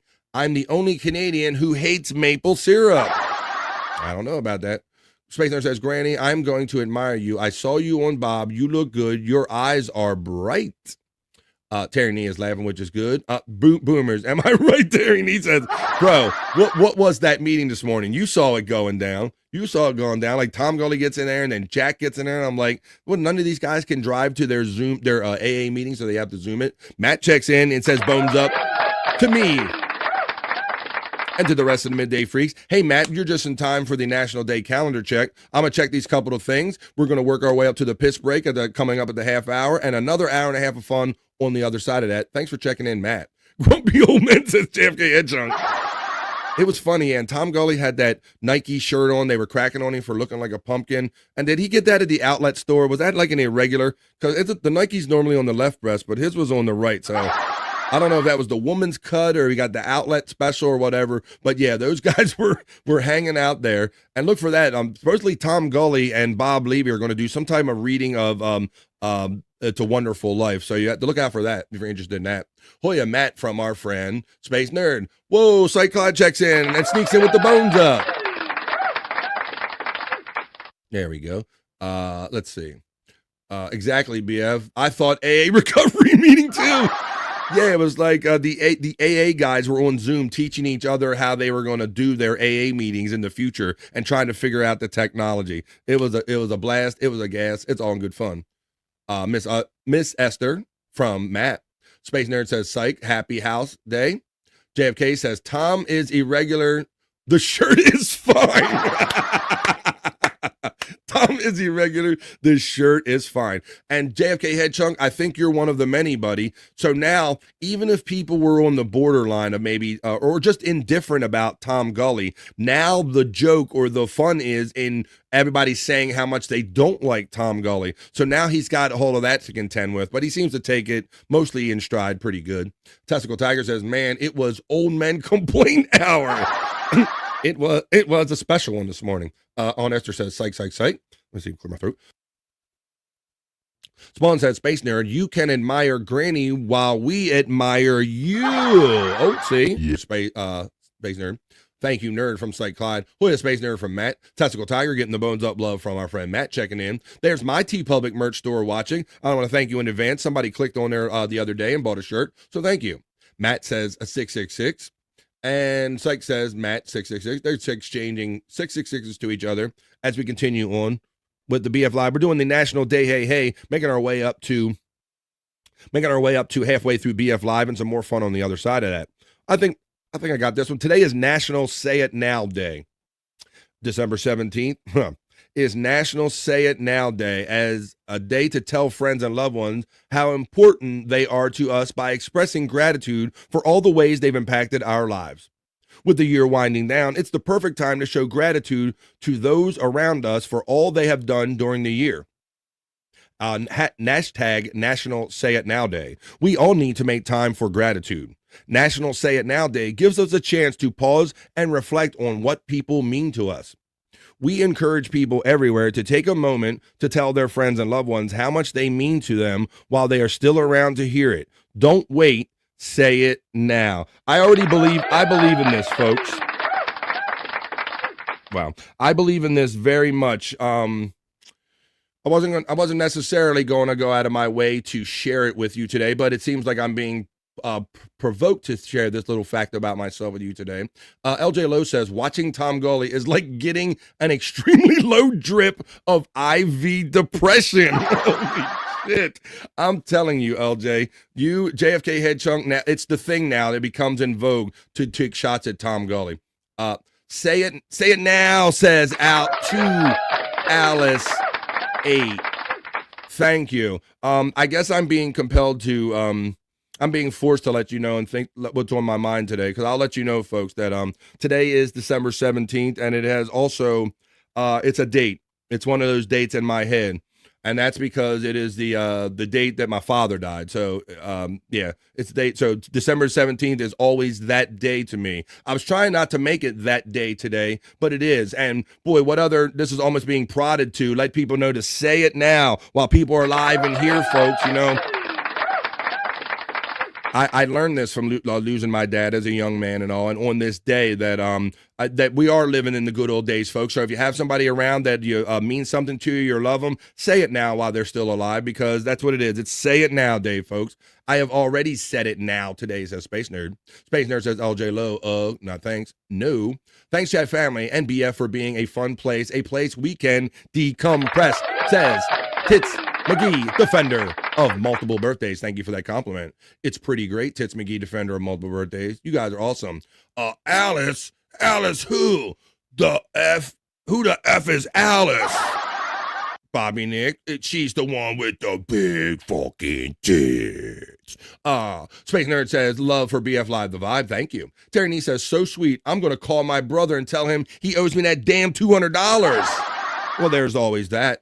To Alice 8 is giving the hearts and the love to our Bobby. Tits McGee says, lots of love to you. Let's honor him.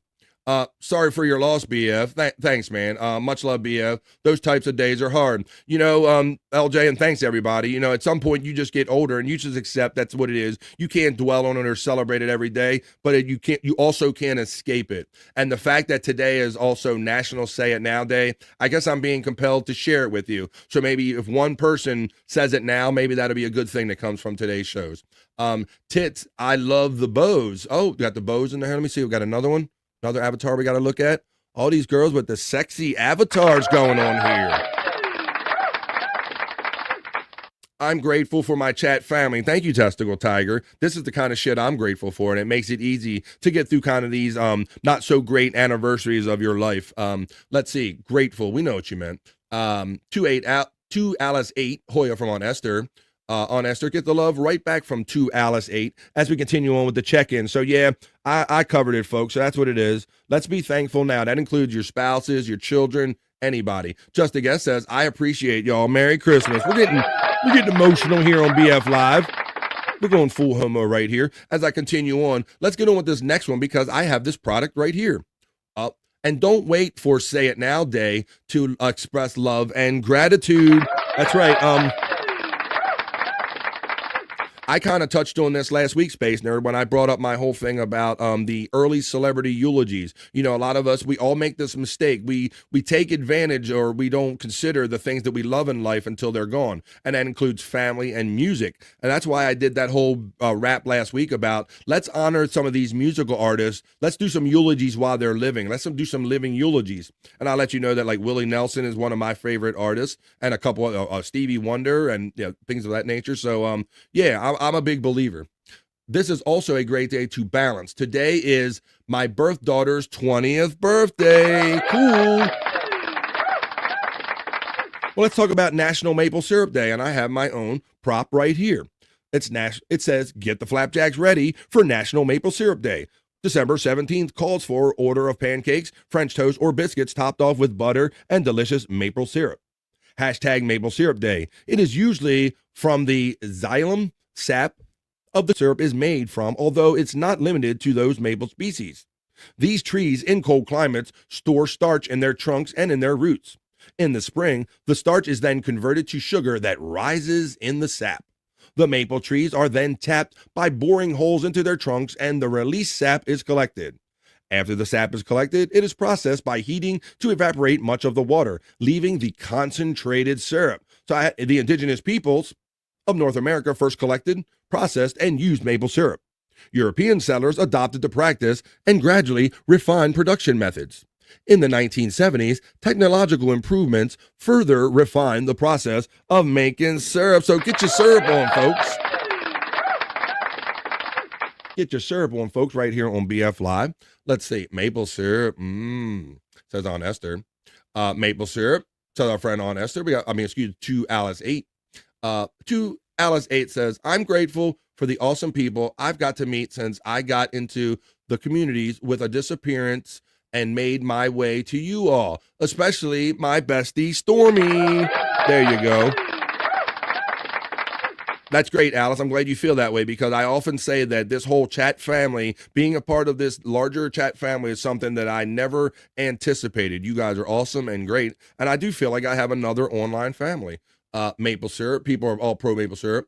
Wait a minute. By boring holes, Bobby Nick says, holes are usually never boring for men. Hi-yo, we'll bore a hole, right? Can't be fucking trees, Bobby Nick. Let's see. Haha, Bobby. Space Nerd's getting love from 2 Alice 8. JFK Hedgehog says, Old Man Gully has every product sold on Fox News. The adjustable bed, the vitamins, and the reverse mortgage. Probably a bathtub with a car door on the side as well. I'm sorry, I'm done now. There you go. I know that you guys are out there. Tom Gully makes syrup by boring us. See, and so now what's so funny, and I don't care because a laugh is a laugh, but what's so funny for me, Terry Nee, is now trying to figure out the people in the chat who really don't care for Tom Gully and are taking shots, or the people who just now enjoy making fun of Tom Gully because that's the in thing to do. That's the fun part. Bobby is getting a salute from 2 Alice 8. Maybe I am. Dang Lizard says, I'm gonna say it. There you go. Say it. Oops, I meant it. And Brain Rot. I just have to. I'm gonna say I have to. Oh, dang, what he was gonna say is Perry's a gay man now. I thought you were going to say something all heartfelt. I'm going to say it. I love you, man. He says Perry's a gay man now. Shut the fuck up. I didn't say it. Dang Lizard said that shit. He twisted it. I thought he was going to say something very touching. JFK Headchunk's getting some laughs from 2 Alice 8. Hoya Space Nerd from Dang Lizard. Maple syrup is my favorite, says Matt. And LJ Lowe lets us know that Tom Gully chews water-flavored gum. He's that exciting, really? Poor Tim Gully, says Testicle Tiger. Maple syrup is great on female flapjacks. Yeah. Picture it didn't happen. Is that better than air gums? LJ Lowe's getting laughs from Testicle Tiger. Pecan is getting laughs from 2 Alice 8. And Terry Nee says, I like Tom, but we can't trust your judgment because you also like Ray DeVito. So you got to take that in consideration when you consider that Terry Nee likes Tom Gully. But let's continue with the Wright Brothers Day right here on BF Live. We all know what Wright Brothers. This is one of the things that stuck from school. By presidential proclamation, December 17th is Wright Brothers Day. Each year, a proclamation invites the people of the United States to observe this day with the appropriate ceremonies and activities. Hashtag Wright Brothers Day. The U.S. Code directs the Wright Brothers Day commemorates the first successful flights in a heavier-than-air mechanically propelled airplane. Orville and Wilbur Wright made the first successful flight on this day, December 17th, in 1903, near Kitty Hawk, North Carolina. While other inventors created planes that flew, Orville and Wilbur invented the first mechanically propelled aeroplane. Those inventors who came before them inspired the Wright brothers in many ways, too. From a young age, Orville Wright and his brother Wilbur developed a fascination with flight. Inspired by a rubber band propeller helicopter created by the inventor Alphonse Pinot, the brothers dedicated their lives to the invention. They first found success manufacturing bicycles, including the Van Cleef and the St. Clair. They never lost their interest in flight and continued to develop their designs. By 1902, the first future aviators were making progress with their gliders and nearly a successful mechanical flight. Nearing a successful kind of flight, they sold their bicycle business and on December 17th, 1903, achieved their goal. So there you have it, folks. There's just a few of them right there. Matter of fact, I think we hit on all of them. Let's see. We have, I like Tom. Be careful if you say Tom Gully's name 3 times. He appears and ruins the bit. Testicle Tiger says, what president declared that? I don't know. I don't have my back notes on this. LJ Lowe, Ha from Cyke Clyde. Space Nerd says, I wish the Wright brothers could see what their inventions have led to. Space and nerds. Space nerds and traveling to chat family, folks. All right, folks. Well, let's put a little bow on this so we kind of know what we're heading, where we come from, and where we're going. Let me put a bow on this segment right here. That was our quick check, and it ended up being a fun one with the National Day Calendar. But let's get on with some more fun. 3, 2, 1.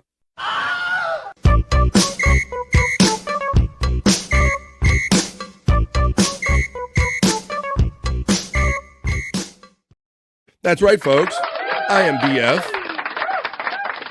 I'm just Bobby. This is BF Live, and this is the Vibe Stream Show 207. It is 36 minutes into hour number 2 of the 3 hours that I attempt to provide you every day right here, Monday through Friday on BF Live. So right here at this point in the show, we like to take a piss break, and boy, I could use one right now, folks. So this is a good time for all of us to take a break and do anything we need to do. Like you can grab a drink, you can grab a smoke, you can grab a friend and tell them that no one's having more fun in the midday than we are right now on BF Live, the Vibe, and that the Vibe is worldwide, going to America, North America, down under to Australia, Germany, and all around the world. BF Live 207 is a vibe, and the vibe will continue right after this piss break in 2.5 minutes with a whole lot more fun, folks. So stay here. Don't go anywhere. Just go get your drink, your smoke, and your friend, and come right back in 2.5 minutes for more fun on BF Live, The Vibe.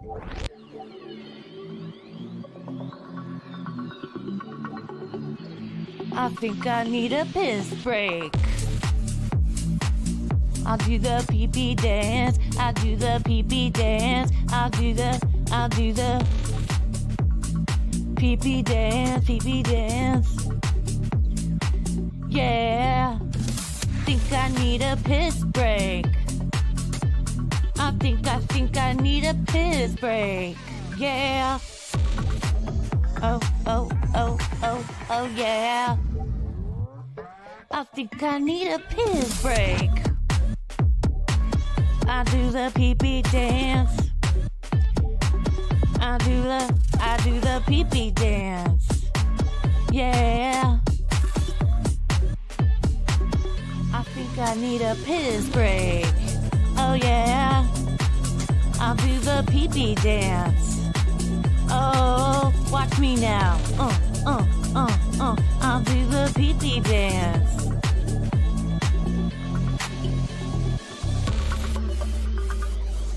Come on, give it to me, that pee-pee break. DJ, hook it up. Drop that beat. Yeah. I'll do the pee-pee dance. I think I need a piss break. I think I need a piss break. Yeah. Watch me now.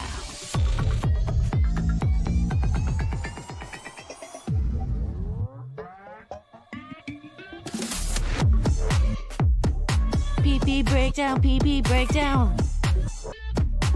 Break it down, pee-pee, yeah.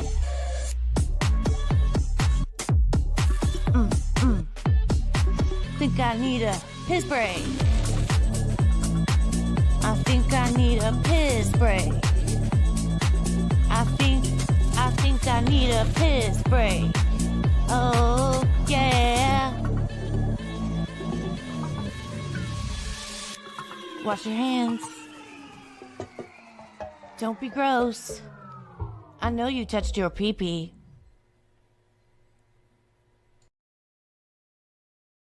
And I'm back from touching my pee-pee, folks. Let's get the headphones right. Let's get everything right. Did you wash your hands? Don't be gross. I know you touched your pee-pee. I know I touched my pee-pee too. It's mine and I can do that. What are you doing, folks? You want to hang out with me for the next hour and a half? Hey, Testicle Tiger, I got an answer for you. I think it was a Nerd or Testicle Tiger that asked that about the president. What president? Testicle Tiger asked, what president declared that? I looked it up, and that was Dwight D. Eisenhower, and he did that on this date, December 17th, in 1959. So there's a little more you know. I always tell you, if you're not careful, you just might learn something before you're done on an episode of BF Live, The Vibe. That's a more you know for my friend Testicle Tiger. It was Dwight D. Eisenhower that proclaimed this day, December 17th, in 1959, Wright Brothers Day. Let me put these glasses back on as I need them. I read better with them. And let's get on some more fun because we done the piss break. Let's see. On Esther, she was having fun doing it. Testicle Tigers, how did you know I touched my pee-pee? Because it's in the song. Bobby Nick says, I gave myself consent to touch my pee-pee. Well, there you go. It's yours. Like you say, it's yours. You were born with it. So you can do whatever you want with it, folks. And I hope when you're not doing that, you're hanging out here with me. Was just curious how long it took them to acknowledge their innovations. That's interesting. Yeah, you wonder if they saw. Like, so they got it up in the air, so to speak, but then how much did they see after that? That's a really good viewpoint there, Testicle Tiger, because I really can't say that I ever pondered that. Like, did they really, get enough time to ponder, wow, it's developed to this point now and where it might go, and that eventually, yeah, it ended up kind of leading to, space flight and all that stuff, or just getting off the ground. It was one of the first steps that we took.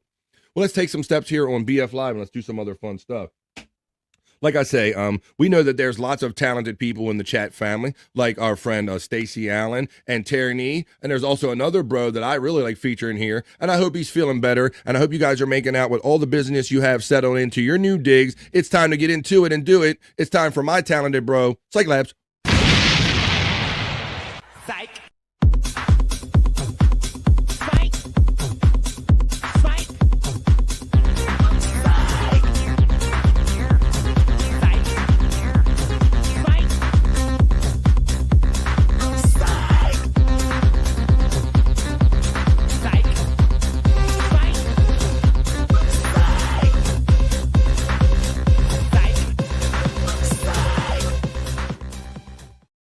Let's do it, folks.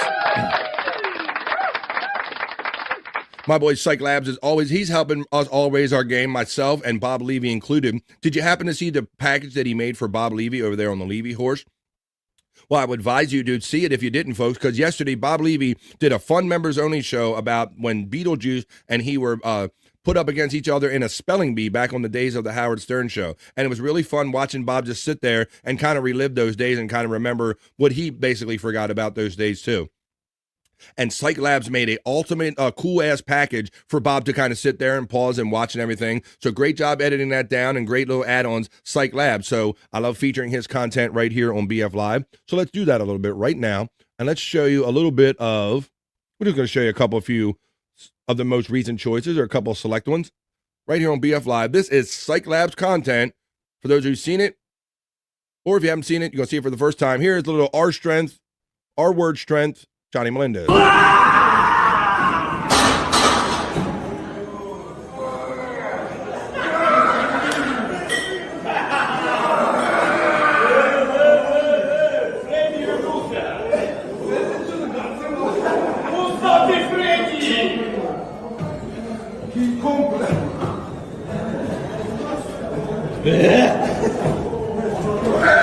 There you go, John. That's John all the way. I don't even think Cyke did anything. I think that's just John from the gym. And I did happen to pass by accidentally a tweet this morning of John talking about how he so happy he's going to get away from this Dabbleverse and everything, but I'm still calling bullshit on that, folks. I'm saying that this is just him. He's getting a head start on taking off for the end of the year. He'll be sitting on his ass in a chair at mom's, mooching off of her and being waited on hand and foot by his like 88-year-old mother, working her to death. And he'll be back right after the first of the year. Let's see. Pecan is laughing, which is good, and that's why we're here, Pecan. Space Nerd's laughing. Skull says Cole, and Pecan says that's accurate, stuttering John. Yeah, I don't even think that my boy Cyke did anything to that. He took down Chad's Patreon again. Yeah, I heard that too. Once again, it's a battle of wits, and when you lose the battle of wits, what do? They resort to, striking each other and getting their pages taken down. So I had heard that story, that kind of rumor that Chad had lost his Patreon altogether. I imagine that's a content strike, because I know that I think John was going after Carl's Patreon the while back when he said, you put the link for my book on my audio book on there or whatever, that bullshit.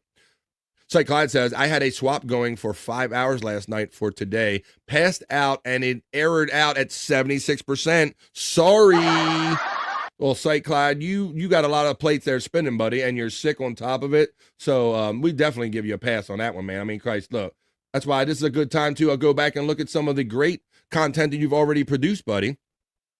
Testicle Tiger says, imagine being waited on by your mothers in your 50s. That is so gross. Yes, Testicle Tiger, and we saw evidence of this last year where the phones were ringing on other floors and he was making his mother like run up and down, says they were interrupting his show, and so made her run up and down and take every phone off the hook in the house. I mean, he has no regard for her at all. So yeah, you're going to see he's going to do like a holiday sneak show like he kind of did last year, because he's not going to be able to contain how lazy he's being, how my mom's waiting on me hand and foot. I got it so good over here. I think he did the same pattern last year. He said he was going to go off the air, and then he ended up showing up on these pop-up streams and all, and we knew he wasn't going to make it. So I think much the same is going to happen this year. Not only that, but he treats her like shit too. Exactly. Yeah, he doesn't have the proper respect for her. Skoll says, Stuttering John also copyright struck the Bedabbler over the ex-wife's wedding video. What an ass. Yeah, and that was so funny because that wasn't even his video. Like, he's copywriting shit that contained his family members in it, but I don't think that gives you jurisdiction or the right to call a content provider and say that that is my content. But yeah, that's what he does, because when you come unarmed to a battle of wits, you have to resort to like content striking and things of this nature, you understand, as we continue on with Cyke Labs content right here on BF Live. So let's do that right here.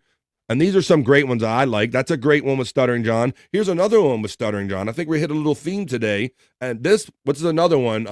You have to let me know because I think this is Stuttering John really singing at that Tonight Show party. But Cyke Clyde says that this is Stuttering Iggy Pop Melendez. Hi, my name is Flicker Junior's Jules, and we are the U.S. Senate things. And we shall out here.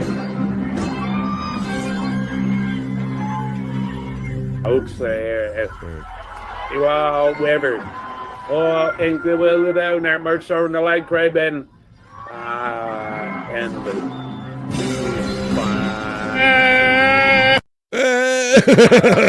I like the one more time for Iggy Pop Melendez. U.S. Senate things. Look at that. That's John right there. Totally. Look. And we shall out here.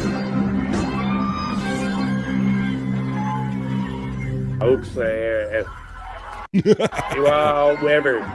Oh, and we will down there, merch over in the leg, Craven. Starting John in 2 years. I think it's him right now. There you go. That's why we say from the twisted mind of Cyke Labs right here. Let's see. Testicle Tiger says, yeah, when I started watching y'all, Stuttering John quit from the internet or whatever. And that was around Pottstown sometime. Yeah, because he didn't want to be the fodder. He didn't want to have to go on air and address all of the things that were going to be slung at him. Like, hey, what did you hear they said this at Pottstown? And you hear they said that at Pottstown. So he totally checked out. That's all he's doing again this year. He's just checking out and being lazy. He'll be right back. Guarantee you. Stuttering John in 2 years, but I said it's him right now. Huh. Space Nerd says, yeah, hop he cunt if he's still alive. Skull says, this is just stripped down Stuttering John. I agree with you, Skull. All right, let's continue on right here with BF Live with the other. Actually, we're doing the Cyke Labs content is what we're doing right here on BF Live right now. We're not doing the other news. All right, let's look at some. This is some of the newer stuff right here. This is Levy Grande strikes again. One of the newest pieces of content from the twisted mind of Cyke Labs right here. Levy Grande strikes again. For the great sweeping in. The great sweeping in? Casino sweeping in of 2024. Is that Bob Levy Nick also? This is like Bob Levy Nick right here. A little bit of both. We gotta sweep it up, Cham, yet. Clean it up, boy. Clean it up, Jan. Whoa, boy.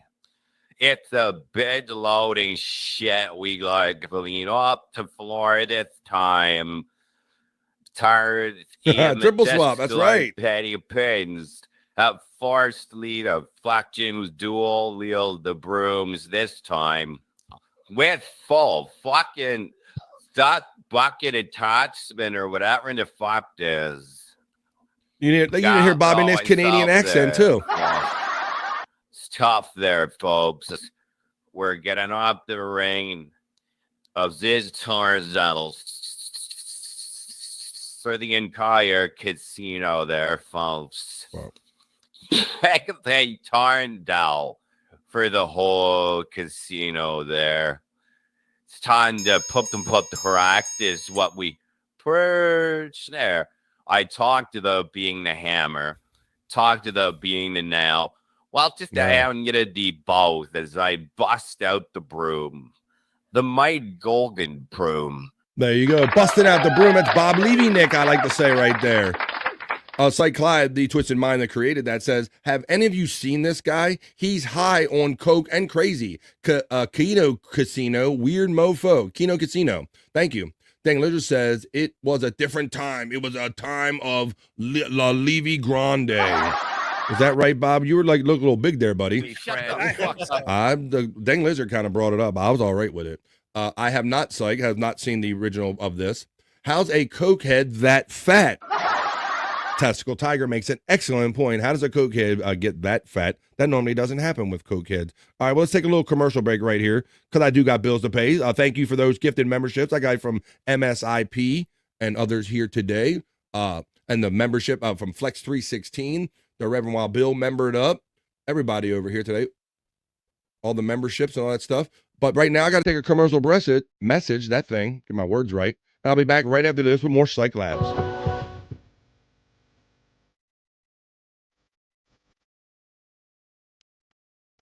Afraid for me is not being ashamed of being gay anymore. Delta supports everyone of every group, whether you're gay, whether you're straight. I started in the women's uniform. I didn't feel like it was me. Once I made the switch to the men's uniform, I can't Hey, even twin. describe how I feel and how Hey, it makes twin. helps me feel confident in who I am. Every day when a male flight attendant meets me and I'm wearing my vest and my tie, I always say, "Hey, twin," like that. I'm a little upset because you look better than I do in the male uniform. Get out of here. That's right. Me and my boy Chris Abel. That's how we met. We met being. Whoa. What? Taryn, you're in the chat. We met being air waitresses. That's another Tom Gully timely reference right there. So I went into the air waitress and I said, "Hey, matronly lady. Hey, air wench.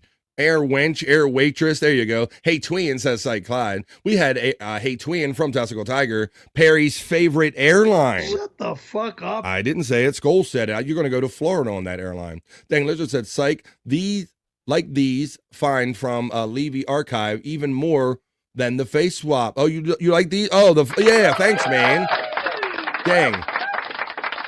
We are so lucky that, and Cyke, I haven't really talked to you about this, but Cyke was so forward looking many years ago, and he says, "Man, I'm a fan of this so much. I love this so much. I want to own these recordings forever." And my boy Cyke Labs, before it was even like a hip thing to do, has this stuff like digitized on hard drives and stuff. And thank you for doing that, Cyke Clyde, and providing us. Because Dang says, "Cyke, like these finds from the Levy archives even more than the face swaps." So thank you very much, Cyke, for sharing this with us, for doing that back in the day and sharing them right here on BF Live.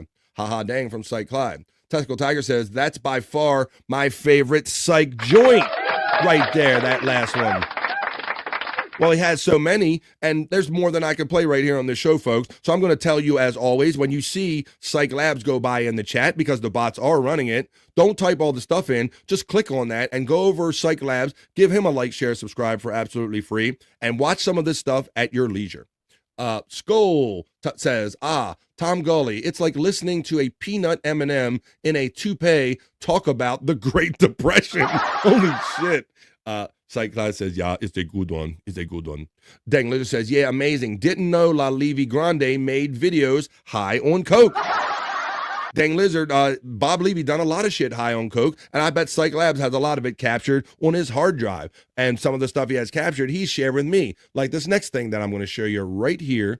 Let me show you. Was that the one I was going to show you? Okay, I got that one already. Let me show you another piece of right here. Where's that other one with Bobby Nick? Let's do, how about people like this one. So let me play this one. I like to do this one, and you'll be seeing this Thursday night if you're backstage with me, or Saturday if you're backstage, Space Nerd, and any of the ladies might join us. You might have to join us just for this reason alone, because this is Chris Abel's Replayables pre-show right here. Check this out. Så det bra för min skrämje. Men you love the author know of my ordinance. Liz is trying to do Killing with the Abels, and this is what Chris is doing. Because of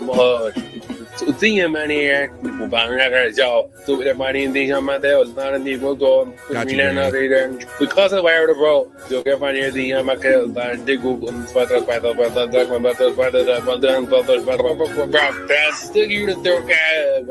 Chris, come on, we gotta do Replayables, bro.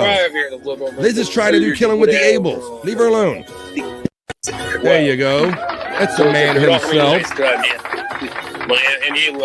The one and only Lil Chris fucking Abels from the Twisted Mind right here of Cyke Clyde. You got to watch this stuff on your own, folks, by clicking on the Cyke Labs content link that's running throughout the entirety of this show.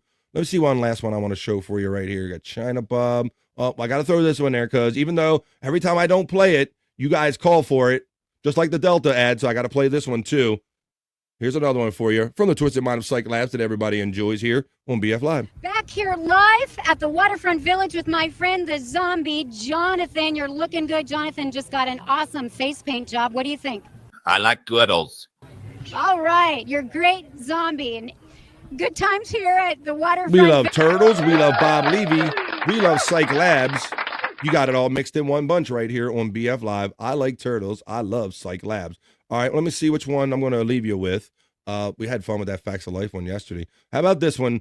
This one, I still really can't say that I know what's going to happen with this whole Joey C fundraiser. It's on again, off again. They're getting along. They're not getting along. I don't know. You got to stay in tune to the Levy verse if you want to see what he's going to do. That was accurate as fuck. You like turtles.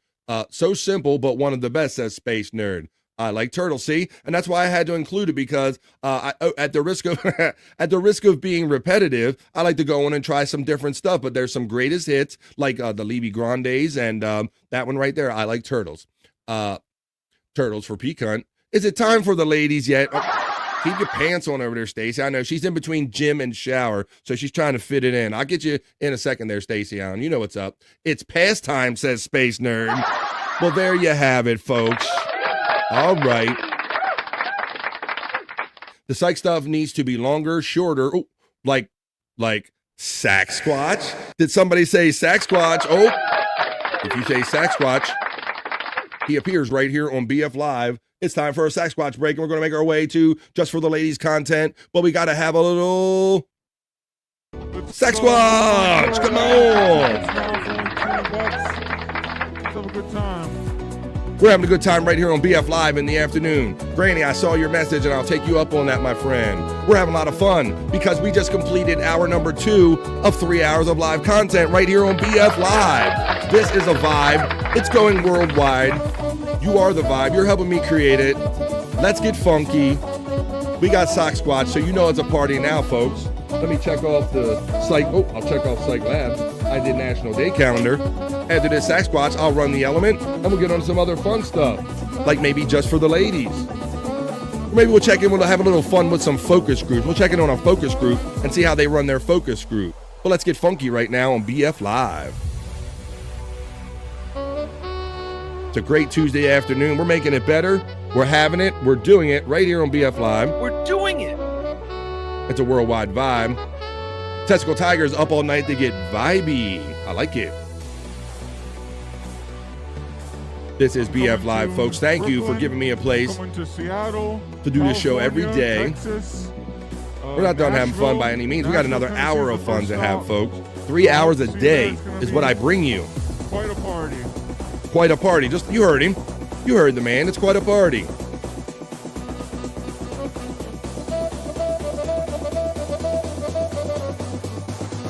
Sasquatch break. We're up all night to get vibey from Testicle Tiger. Ooh, I was up all night last night, Testicle Tiger. 3 a.m. did the stream end for Perry Caravello last night. 3 a.m. It was a banger. It was a doozy. Portland. Oh yeah, they're making plans to see Sasquatch. You've got to check him out too. I'm going to check him out when he comes around.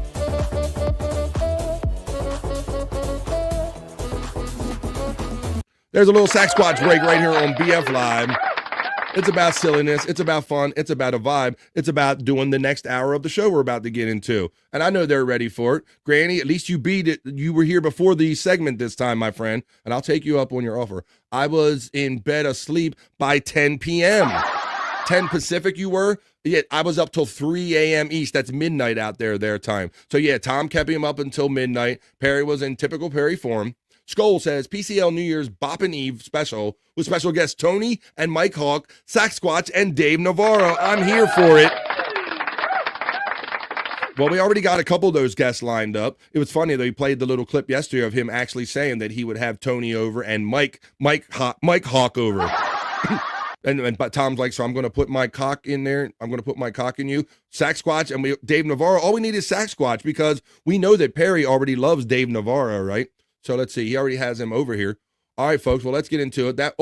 Let's run the element. We got to finish up properly. And once again, folks, I will tell you, you see how hard this guy works. He is the historian for the miserable men. He provides great content for this segment that we just did called Cyke Labs.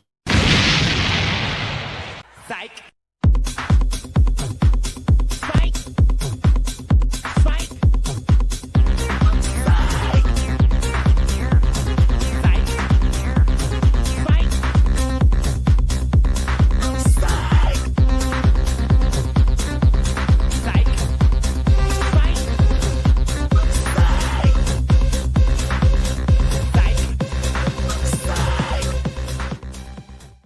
Cyke Labs. great talented people here on BF Live. That was a Cyke Labs Content segment. We're about to get into another segment in a minute. Space Nerd says, I just can't stay up late anymore. I used to be such a night owl. Yeah, I am. I mean, don't get me wrong, nerd. I do have my moments between the smoking of the weed and prepping the show, and kind of, if I stop for a minute on the couch, I might get a little naughty headed and nod off or pass out a little bit, but I always keep it on the whole time. And I like to fill in the blanks by checking Twitter X and going back and rewinding. Congratulations. Oh, wait a minute. Now, Terry Nee is doxing us. Wait a minute. BF and I are dating. All right, Terry Nee. Well, if you want me to put it out there, buddy, I was going to leave it at your discretion and all, but I will let you know, Terry, you ready? That remember I keep saying that I'm going to see Sasquatch? Well, me and Terry Nee are going to see it together. Oh, shit. So this is what Terry Nee is referring to when he says we are dating. It's going to be a one-show date there, Terry Nee, and keep your hands to yourself, or keep your pants on, Sundance. Let's see. Just can't stay up anymore. I used to be such a night owl, says Space Nerd. Congratulations, Terry Nee. That is lovely. There you go. You can't just have Bobby, Nick, and Scott be the only couples right here on BF Live. All right, well, I guess we're making our way to the homo zone now that we've let everybody know that me and Terry Nee will be attending Sasquatch together, and he says we are dating a romantic night of sax and squatch. We're gonna be squatching that sax over here. We'll be having all kind of sax over here. Yeah, me and Terry Nee are close geographically. He's only half ride, whatever, car ride away from me. And so I know that if he was going to go see Sasquatch, that he would be coming to the location closest to me. And so I kind of reached out to him and said, hey, Terry, I got 2 tickets. You want to go? Rather than me trying to explain what Sasquatch is to my wife, I'm like, come on and hang out with me, Terry Nee. So me and Terry Nee are going to see Sasquatch together. But it's not the first time me and Terry have hung out before. We have hung out at a couple Chris Abel's comedy shows, and we hung out at Pottstown, so it'll be a safe hang. Bobby, Nick, and Scott can give you relationship advice. Maybe about have a butt baby. I don't know about that. But why don't we get in and do it, folks? Because, look, it's already turning a little homo here. You know, we got Granny here already. We got Terry Nee saying that we're dating. So I guess we're heading for the full homo zone. So we might as well do it in another segment produced by the talented chat family, the lovely Stacey Allen, and all the ladies. This content is just for the ladies. Slow down and real. Let's take it nice and easy. Bring in all the heat. Making hearts go crazy. You know what they crave in every single frame.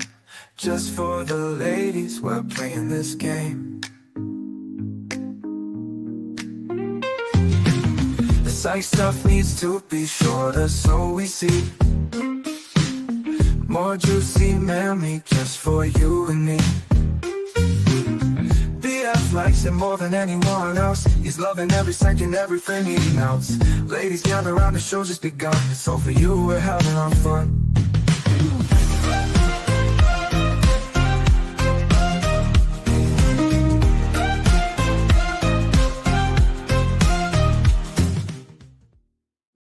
Ladies, it is that time of the show.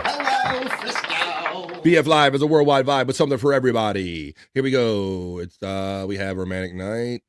Terry Nee, don't forget to bring BF a corsage. Yeah, and I like the purple stuff over here. Oh yeah, it's time, girl, says Stacey Allen. Getting excited. The hearts are going up. I need this today, says Space Nerd. The mop buckets are coming out. Well, every day actually. All right, well, I will warn you that I'm down to my last 4 pieces of content, ladies. So if you ladies want to continue this segment, whether it be Space Nerd or the lovely Lisa or Stacey Allen, you got to hit me up with more content that's not for me and it's not for you heterosexual guys. You got to hit me up with some more content that's just for the ladies if you want to continue this segment. So here we go. Here's a piece of content just for the ladies that I love right here on BF Live in the midday, creating vibes for everyone. Here you go, ladies. Open Gangnam Style. Oh. Whoppa Gangnam Style. Gangnam Style. Open Gangnam Style. I will show you my folder, Stacey Allen. I got your Gangnam Style. I think your stuff is probably getting featured today, girl, because I'm at the bottom of your barrel. Gangnam Style. Gangnam Style. Gangnam Style. Gangnam Style. There you go. All right, there's your first piece of content. Little Whoopum Gungon style. There you go. For the ladies. Yeah, ladies, I burn through like 4 of these a show, and I go through them pretty quick. So I'm just letting you know, I'm giving you the heads up. Time for the flood. Terry Nee says, I'm 2 hours to all cities on the East Coast of the United States. Yeah, Terry Nee. I mean, there's a convenience to that. Space Nerd, he asked for it to Stacey Allen. Space Nerd says, I'll take one of these to go, please. I have a bottle of anything and a glazed donut to go. All right. Well, I don't know about that. While she's waiting for her order to be filled, I'll fill your order for more stuff that's just for the ladies. This is, like I said, is provided by and for the ladies right here on BF Live. And I'll remind you again that this segment is sponsored by Granny's Gulag. Granny's Gulag on YouTube. You can find it at Granny Loves Anal right here. Oh, it was funny. I started wait. You probably did, Chelino, because I think you were one of the ones in there with the ladies that were like, what about some dude meat or some man meat or something? Well, this segment isn't for me. This isn't for the heterosexual man. I might have to change the name because this segment is just for the ladies and Chelino that started it. So here you go, Chelino. You started it. I learned by watching you. I blame you. It's a really important segment, Chelino, says Space Nerd. Thank you, Chelino, says Stacey Allen. It is funny because I do think he was one. You were making comments about that. He should be wearing a helmet while skateboarding. We'll get Perry to send him one. Perry, will you send him an extra helmet because he needs one of yours? Shut the fuck up. Well, Skull makes a good point, man, because you ain't going to be using it. All right, here you go, ladies. Here's your content. BF. Drinks in the room, it just us two. Drinks in the room, it just us two, girl. Done the whole thing, if you want to. Done the whole thing, show me you a big girl. Drinks in the room, it just us two. Drinks in the room, it just us two, girl. Done the whole thing, if you want to. Done the whole thing, show me you a big girl. All right, keep it in your pants over there, Space Nerd. This guy is one of my favorites.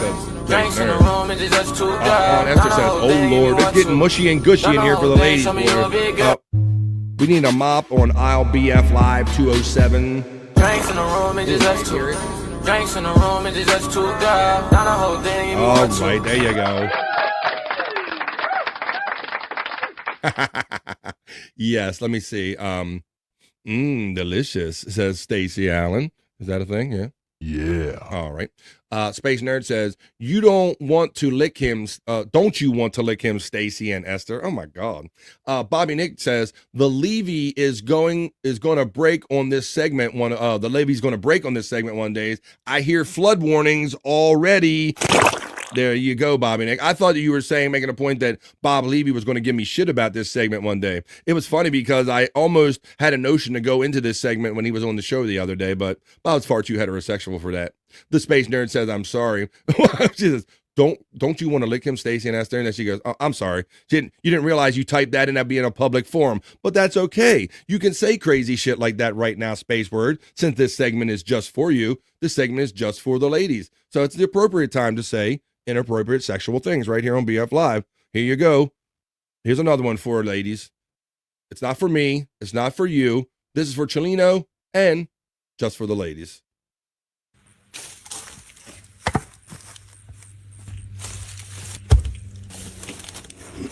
This guy specializes with hatchet wounds.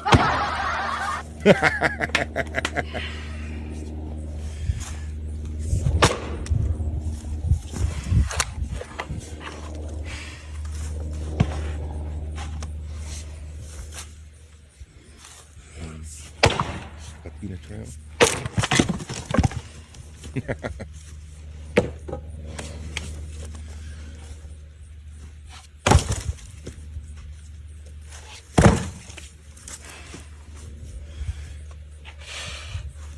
I thought this is supposed to be women working with wood. This ain't supposed to be guys working with wood. Are you done yet, dude? Jesus.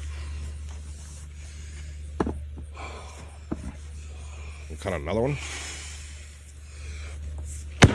How long is this?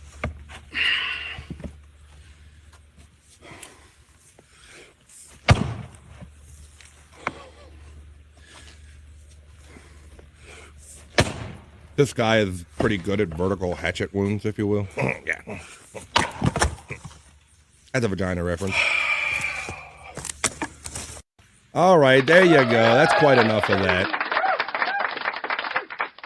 Granny says, oh, I got a disclaimer from Granny checking in. He says, I in no way, shape, or form endorse, condone, or sponsor said segment. Notice he didn't say nothing about masturbating, did he? Didn't say shit about that. Thank you, Granny. Dirt is getting the shout out love from Bobby Nick. LJ Lowe says, I think I slipped into the Achatina trail or no? Achatina Trail. Tits McGee, defender of multiple birthdays, says, does anyone know of a rescue for sexy men? You can go pick up one and bring it home. I don't really think that's a thing. When the guys talk about adopting a hot 28-year-old girl, I don't really think that works for them either. I don't think that's really going to know. You can't rescue them. Let's see. In the arms of a Stacey Allen of Tits McGee. Oh my God, this one was mine. I need this guy in my life. That's why I was letting you know, Stacey. I knew we were going to see your content today, girl, because that's kind of where we're at with the barrel of content that's not for me and it's not for the guys. It's for the ladies and Chelino. This guy is so sexy, says Stacey Allen. 4 swings, rookie, says Skull. Space Nerd says, a good one, Stacey Allen. That's a good one. And you can hear how good it is right there. Yummy, says on Esther. Stacey Allen says, I need to move to a house on 1,000 acres in Wyoming with just this guy. Blummel's defense lawyer checks in and says, it looks like we're all working with wood. Yes, women and ladies. That's right, Blummel's. How you doing checking in today, Blummel's?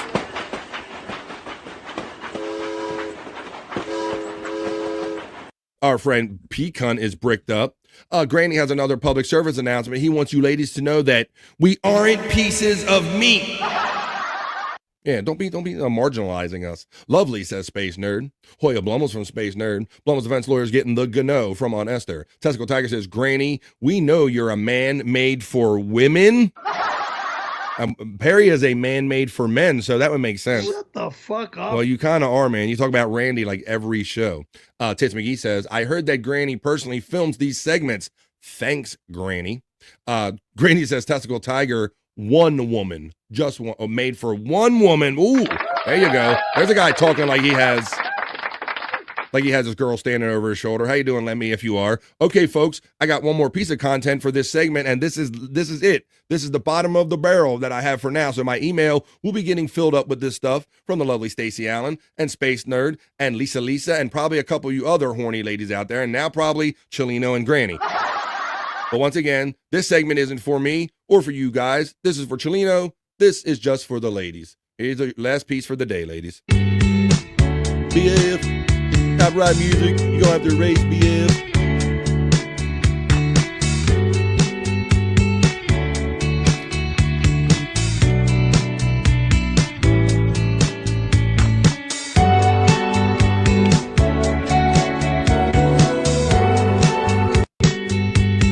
One more time for the ladies. Then we'll get on some other content and for Chelino.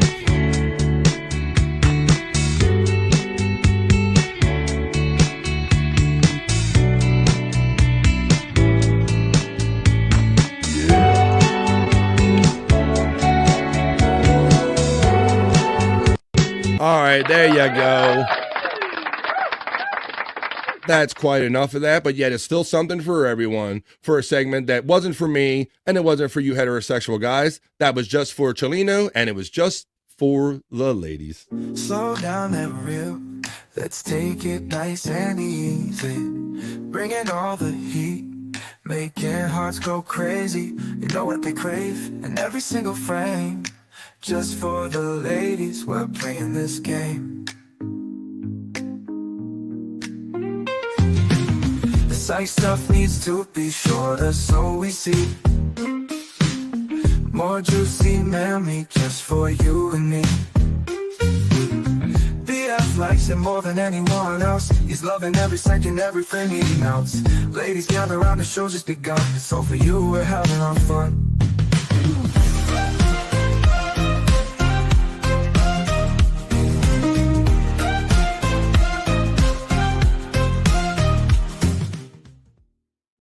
Yes, Lord. Yes, Lord. Yes, Lord. Having fun today and every day right here on BF Live. Blummel's defense lawyer checks in a little late and says, I guess I must have missed the bikini report. Yes, you did, because you know that is part of the BF Live other news. Skoll says he shouldn't be riding his bike in shorts. He'll probably burn his legs on the exhaust. Maybe so. Shouldn't be doing that. He's a manly man. Oh, that kind of bike. Granny points out that Chelino got a neck tattoo about dude meat.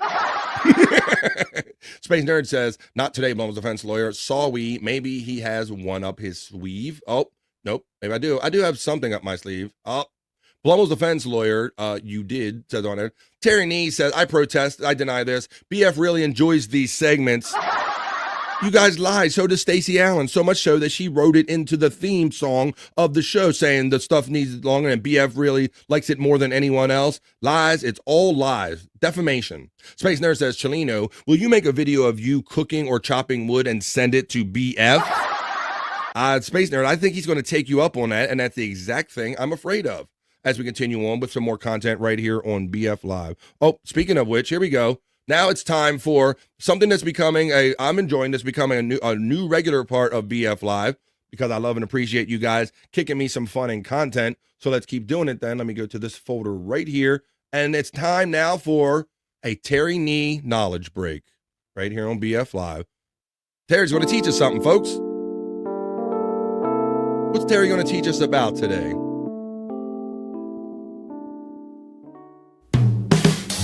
Oh, shit. We're going to learn noodling. Oh, yeah. It's not true testicle tiger. I do not enjoy those way more than anyone else. Let's see. Professor Nee is checking in the house. That's right. Professor Nee teaches us about noodling today. For those of you who are in regions where you don't have this or understand what's going on, my understanding is that these girls and men, all people, they stick their arm in the water as bait, as an enticement to these gigantic, what I believe are catfish, and they just let them consume their arm. And when they consume their arm, they pull out a fish. So today, for Terry Nee's knowledge break, we're learning about the style of fishing called noodling.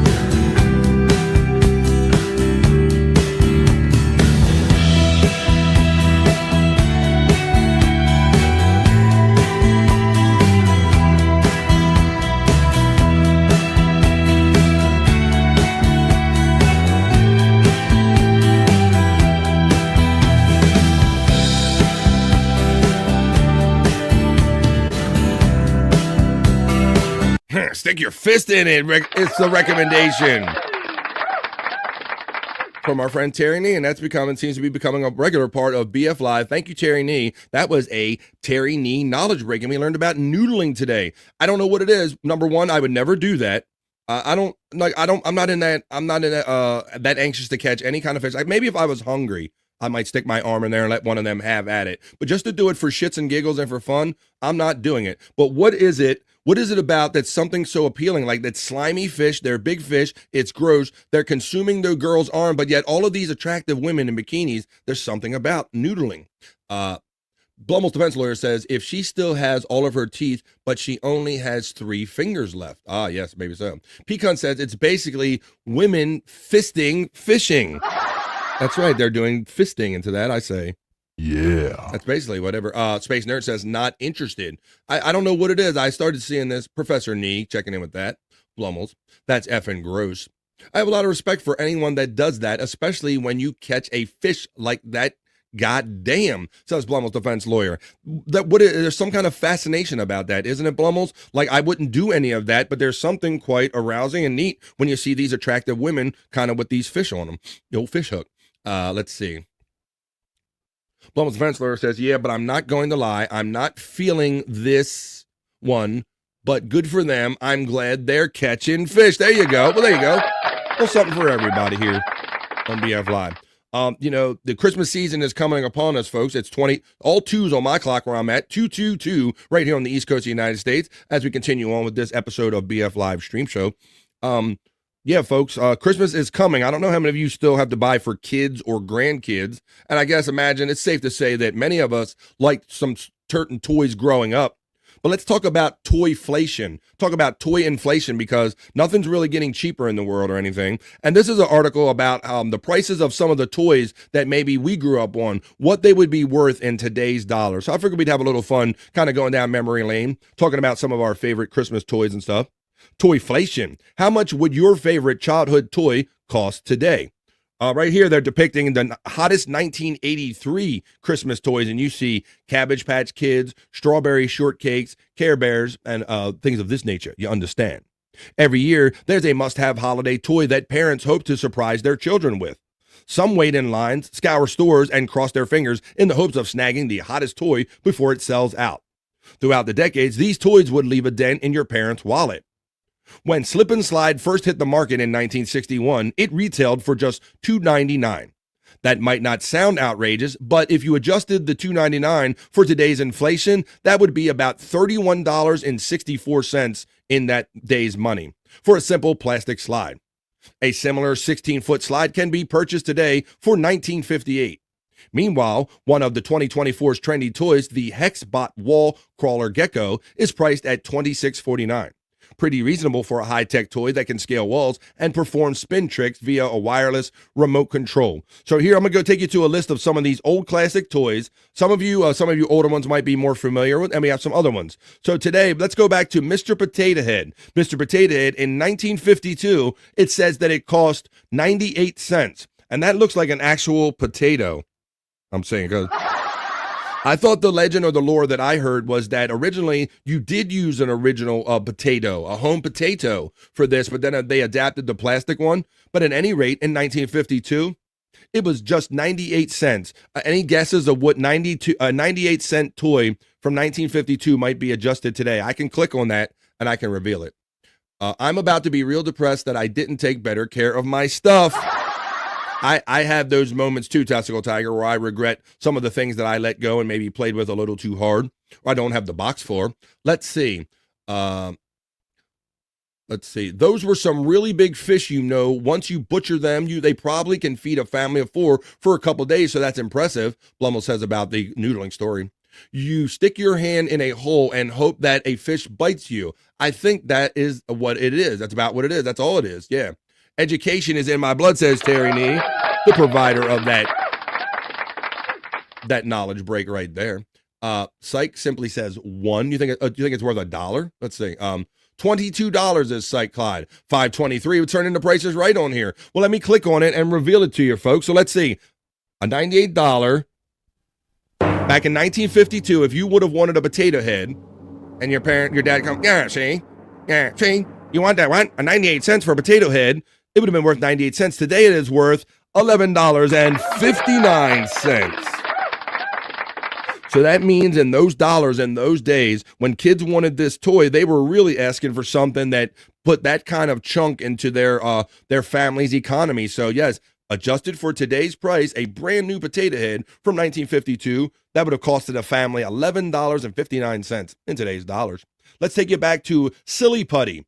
In 1955, maybe some of you know this old Silly Putty where you stick it on the paper and it transfers the images. It's soft, it's squishy. The original price in 1955 was just $1. $1. I wonder what $1, if it was in today's dollars, what it might be. Let me check I'm looking at my phone.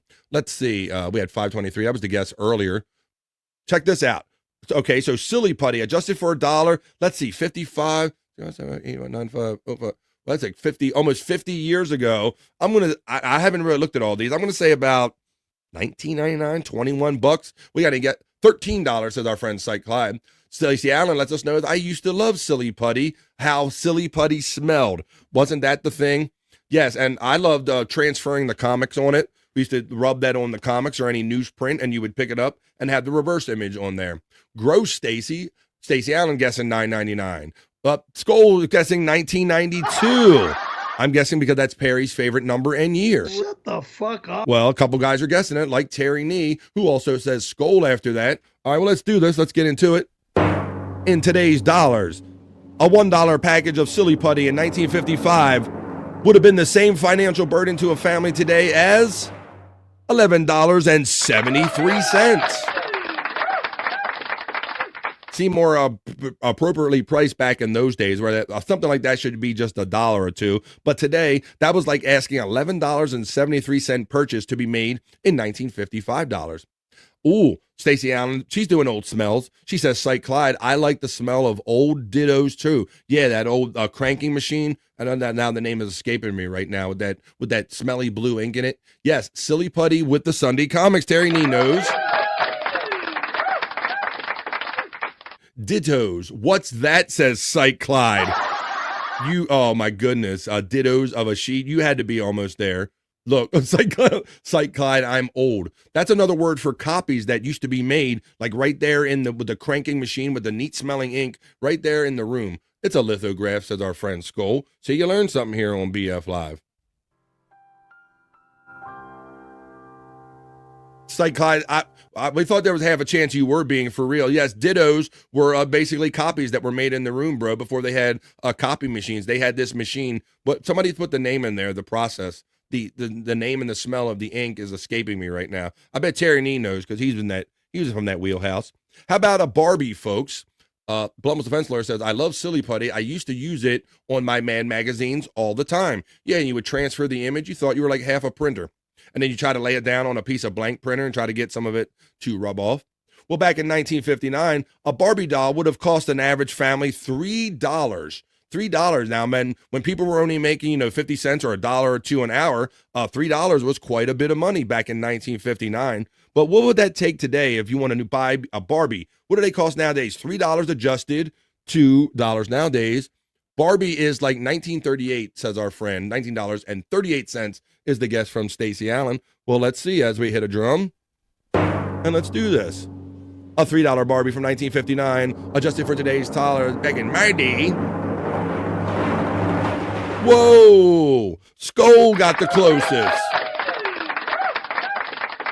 Good thing for you, we're not doing Prices Right rules here, so you can go over. It's not the highest amount or lower. $32.21 adjusted for today's prices, and that's $33, says our friend Skull, most accurately. $22.99, says our friend Cyke Clyde. Stacey Allen says, what the what? Yes, $32 for a Barbie nowadays, apparently. Space Nerd says that Barbie was my jam back in the day. And our friend Terry Nee tried to do some quick math. He got $34.75. He's pretty close. So that's what I marvel on, because I do this. I do this sometimes too. Like I look at my old toys and I'm like, wow, like how much did this set my parents back in the day when money, things were cheaper and money wasn't all these values weren't all the same. $34.75. She has expensive taste, says Brian Kowalczyk. There you go. Let's see. Space Nerds. Oh, hey, Brian Kowalczyk, says our friend Stacey Allen, jumping on as she gets in. Oh, hey, guys. How you doing? There he is. Space Nerd says, Blunt's defense lawyer, are you familiar with Cracked Magazine? Mike Morse did illustrations for them. Yes, they were like the low-rent version of Mad. I used to enjoy a Cracked Magazine back in the day. Brian Kowalczyk getting the lawyer from Space Nerd. Stacey Allen checks in and says, when your parents bought you Barbies, BF? Not me.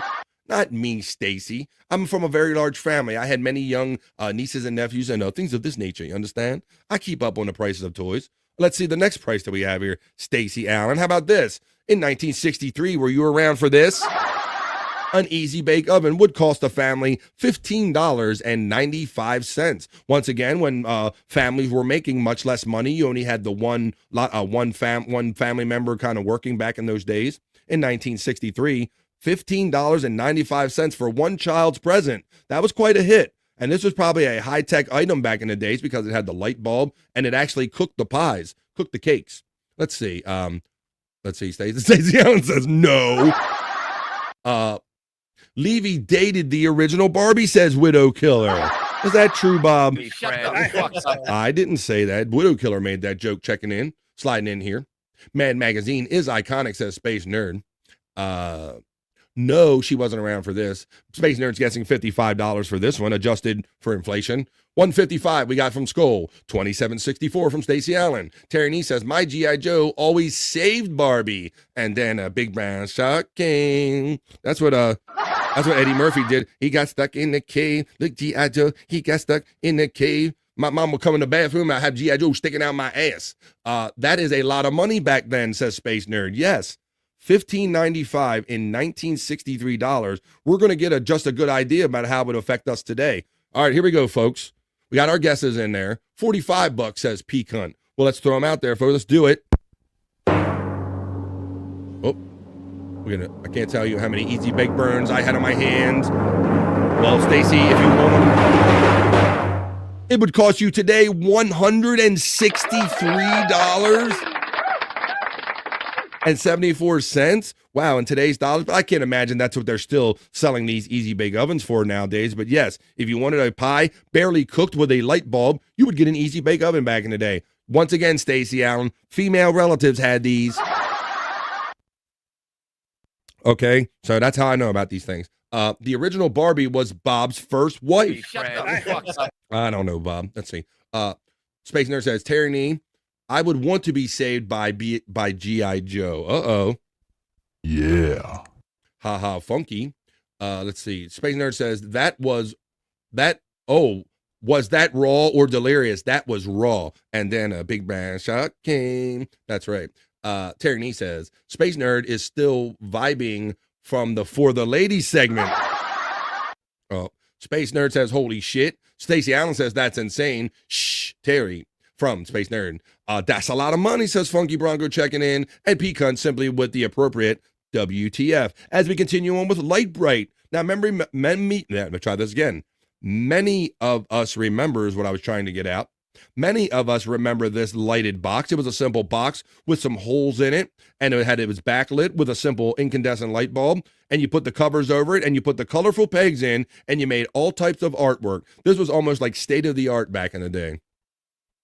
Raw loved his stand-up. Delirious and Raw were both pretty damn funny. I'm a Delirious fan. I loved Crack Magazine. Sylvester P. Smythe is my ninja, says Blummels. Terry Nee says, printed too much money, it becomes worthless. You're right about that. That is part of it, Terry Nee. That way, because we were probably more closer to the gold standard back in the day. Probably closer where money was at least kind of measured out against how much wealth and gold we actually have for a time that was going on here. $82 is the guess from our friend Skull for this Light Bright.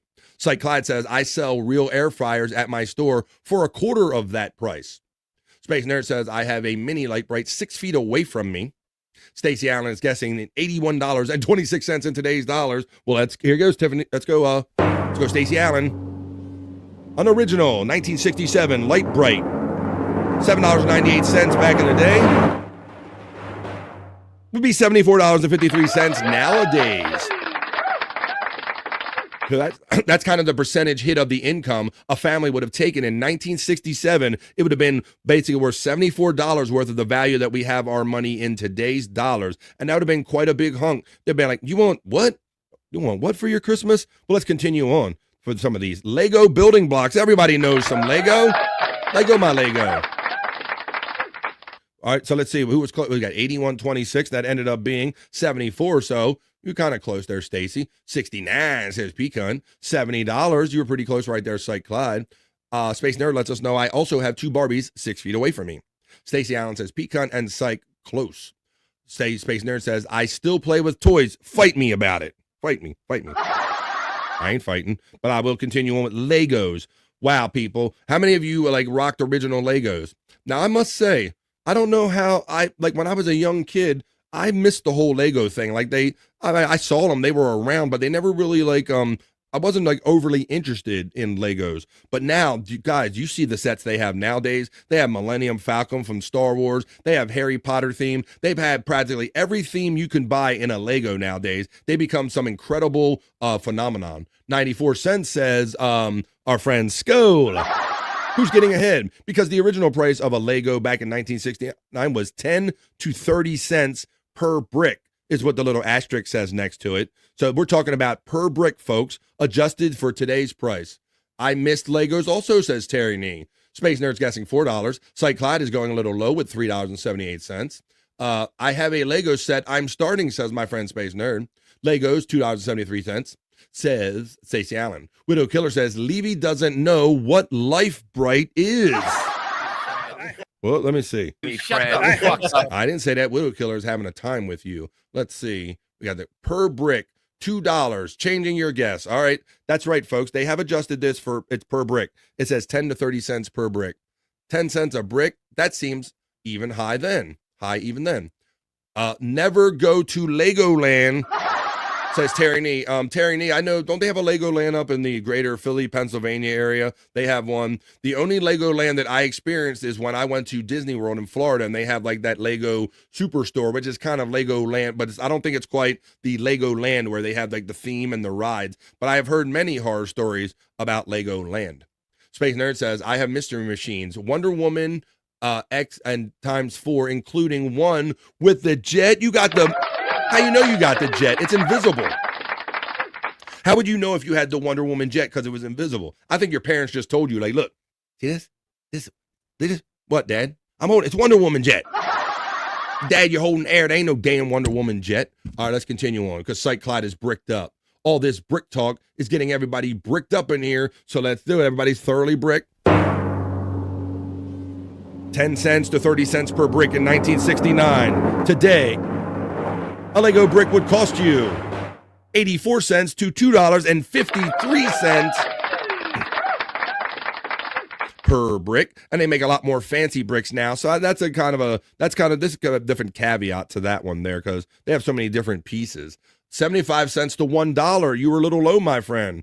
Well, you got the low end kind of right. 84 cents to $2.53. Tits McGee, defender of multiple birthdays, says, I own a huge bin of Legos from when I was a kid. Used them when I was teaching. They've been used by over 700 kids. Awesome. Yeah, and they are timeless, right? They're quite timeless because you could literally take a brick from that era and the kids would know today what to do with it, unlike a VCR or a CD player or anything like that. It's hard to find. Tis McGee, defender of a multiple birthdays, so good for kids. It's a good idea. Skull checks in and says, this is a Brick 3 podcast topic. Oh, if I ever heard it. It's about Lego, masonry, and Perry. There you go. Chat family, that's what we do. Wow, Stacey Allen is enjoying this game. Well, I'm glad you're liking it. Me too. All right. I like those winter snow boots for 50% off. I don't have no current day value for those, Space Nerds. She's doing some side shopping. Pecan says that Walmart in my town lock up the Legos because of theft. Isn't that a son of a bitch? It was like razor blades and all kind of stuff. They got to lock everything up. I'm going to jail. I'm not going to jail for no Lego pieces. Terry Nee says, my dad's parents gave me pet rocks. They looked exactly like the ones from the flower garden. And we're about to get to the pet rock, so Terry Nee is looking a little ahead. Blum's defense lawyer says you should see the Lego store in Rockefeller Center in Manhattan. It is insane. Yeah, I don't know if I ever went into that one. I went into FAO Shores many years ago, and they had like a Lego part, but I don't think I've ever been into the dedicated Lego store. What's up with Levy lately, says Funky Bronco. What is up with Levy lately, Bronco? I'm not sure what you're getting at, but you can elaborate. Those boobs are distracting. Tits. Let's see. Yes, you're doing a little side shopping on my webpage. I like the fruit platters too. These ladies see everything else. We got a guest going out for $34 for the pet rock. Let's read about the pet rock. I don't know how many of you remember and or had a pet rock. Terry Nee says that he did. He's claiming that timeline. Original price in 1975 for this pet rock would have been $4. It would have costed a family, and your father would have went, what?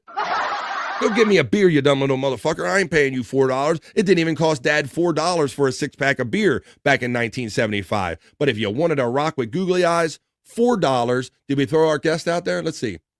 That wouldn't be pretty cool if they just sold you an empty box. No, that wouldn't be good. The pet rock guest from Stacey Allen is $22.45. $34 from Skull. As we hit it. And we find that if you wanted a pet rock back in the day, you were basically asking a similar financial burden in today's dollars. That would be $22.83. Stacey Allen is the one. She wins. She got the closest without going over if we were playing by Price is Right rules. So there you go, Stacey Allen. You nailed it, girl, right there. Yes, you can buy your children a rock nowadays. If you go to the store, it would cost you the equivalent of $22.83. How about Star Wars action figures? We're bricked up. We used a... That's right. There's the lightsaber sound we use all the time right here. We're bricked up. It means we're having fun or excited. In 1978, the original price of a Star Wars figure was just $2.28. Let's see. It's the average. It says average toy price for, because they had different ones with different characters that may have been higher or lower. But they're saying for these purposes, $2.28 for a Star Wars. Let's see. That would be pretty cool. Go outside and dig up your own rock. Yeah, it's funny, Stacey, and I don't know how many of you are fans of Kill Tony, but if the one guy on there actually like sells rocks as part of his bit. $21 says our friend Space Nerd. $36 says Cyke Clyde. $1 because he doesn't want to go over. He doesn't want to be beat.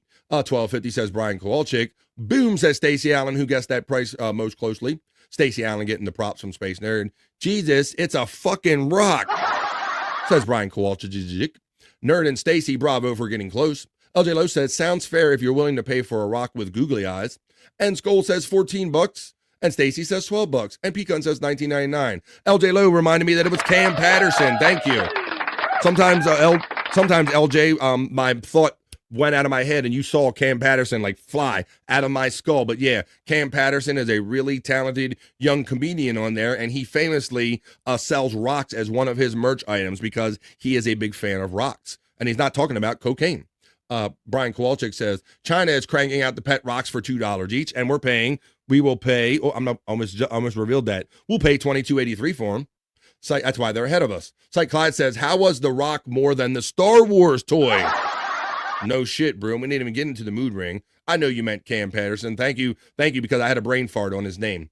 $16 says Cyke Clyde. The original pet rock on eBay is around $30. $20, same as downtown. All right, well, here we go, folks. Oh, actually, we're getting on with the Star Wars toy. That's what we're talking about. So, wow, $2.28. Can we do some math up here? That was $4, and it was... So I'm going to say at least $44, $45 is going to be my guess. LJ Lowe says he sold a rock to a crackhead that complained that he couldn't smoke it. Right, because when you got a brother up there, a hood brother on stage saying, I like rocks. I like rocks and I sell rocks, everybody goes to cocaine right away. So I can see why that brother complained. Blummel's defense lawyer says, did they really put googly eyes on the rock? Yes, they did, Blummel's. Like somebody, it's almost like the scene from Forrest Gump where he made the smile, have a good day shirt or whatever, the smiley face when Forrest took the shirt and did that. Much the same thing where somebody picked up a rock and threw some eyes on it and sold it to a bunch of suckers for $4 a piece. And man, they were popular back in the day. All different colored rocks and everything. You got that one. All right, so let's do this one, folks. Let's do the Star Wars one. I'm going to say $45. That's my guess. Here we go. What was these toys worth in today's dollars? It would be a similar financial burden today as, whoa, surprisingly, only $10.68. How could we all get that so wrong? I don't get that. Especially when you consider that a $4 rock is worth $22. I don't get this. I don't get the conversion, but I'm just going by the article that was written for me. $42.50. Boom, says Stacey Allen. Where was your guess from earlier, Stacey? Let's see. Stacey says she said $12. She got pretty damn close. $14, $19.99, $16. So wow, $11 adjusted for today's. Wilson, says Terry Nee, the famous character from the the Castaway movie, right? With Tom Hanks, where he got so crazy he needed a person to talk to. He made a companion out of Wilson soccer ball and called it Wilson. That's another thing. Let's see. 21, $42.50. Boom. What the what, says Space Nerd. Space Nerd says, LJ Lowe, what kind of toys do you have lying around? $12, says Stacey Allen. Cyke Clyde says, I guess it's because it's 20 years later than The Rock. The Rock says, 20 years later than The Rock? Ain't on 20 years later than The Rock. How about Steve? not the rock. Okay, let's see this next one. Simon. How many of you remember or had Simon, where you had to do, it was basically the first electronic version of Simon Says, right? It did a certain sequence of lights and colors at speed, and you had to repeat it, and it would just progress and get more and more continuous. This was a fun game back in the day. It was like if you didn't have someone to play Simon Says with, or it was just the next big thing. Finally, a toy I had, says Cyke. Finally getting up in your generation, buddy. Here you go. So Cyke Clyde had a Simon. We'll throw that. Oh, well, what about Garfunkel? I see what you did there. They discontinued the Garfunkel for lack of sales there. The curly hair and all that stuff. Let me check. Oh. So back in the day, the original price of this was $30. So let's throw out some guesses on this one. The original Simon, $30. It was the average tour price. $85. $110 from Skull. $125. Space Nerd says, still have a Simon Says, the original. I'm looking at my video games right now, and I still have I have my Merlin. I still have a couple handheld games over there that I could have fun with. $78 is the guess from the Space Nerd. Funky Bronco says he's guessing Jim Stansel. Is that Simon Says? I don't think that's technically a guess. Cyke Clyde says $139. All right, so a Simon. In 1979, one of the highest tech, gotta have games back in those days was going for $30. So $30 back in those days was the same equivalent value if you had to spend that money. It's taking that value out of your family. Today, it would be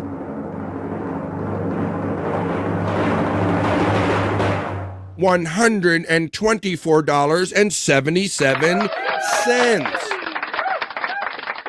Wow, so that was the hit, the essential, the effect of the hit that you were taking on your family. You're like, Mom, I want that Simon. Really? Well, in 30, 40 years, that's going to cost us $125. Wow, that's crazy. Are the batteries included? Oh, my goodness. Widow Killer. No, I don't think they are, buddy, right? So, yeah, we were all way off on these guesses with this one. 45, 20, 45. Let's see.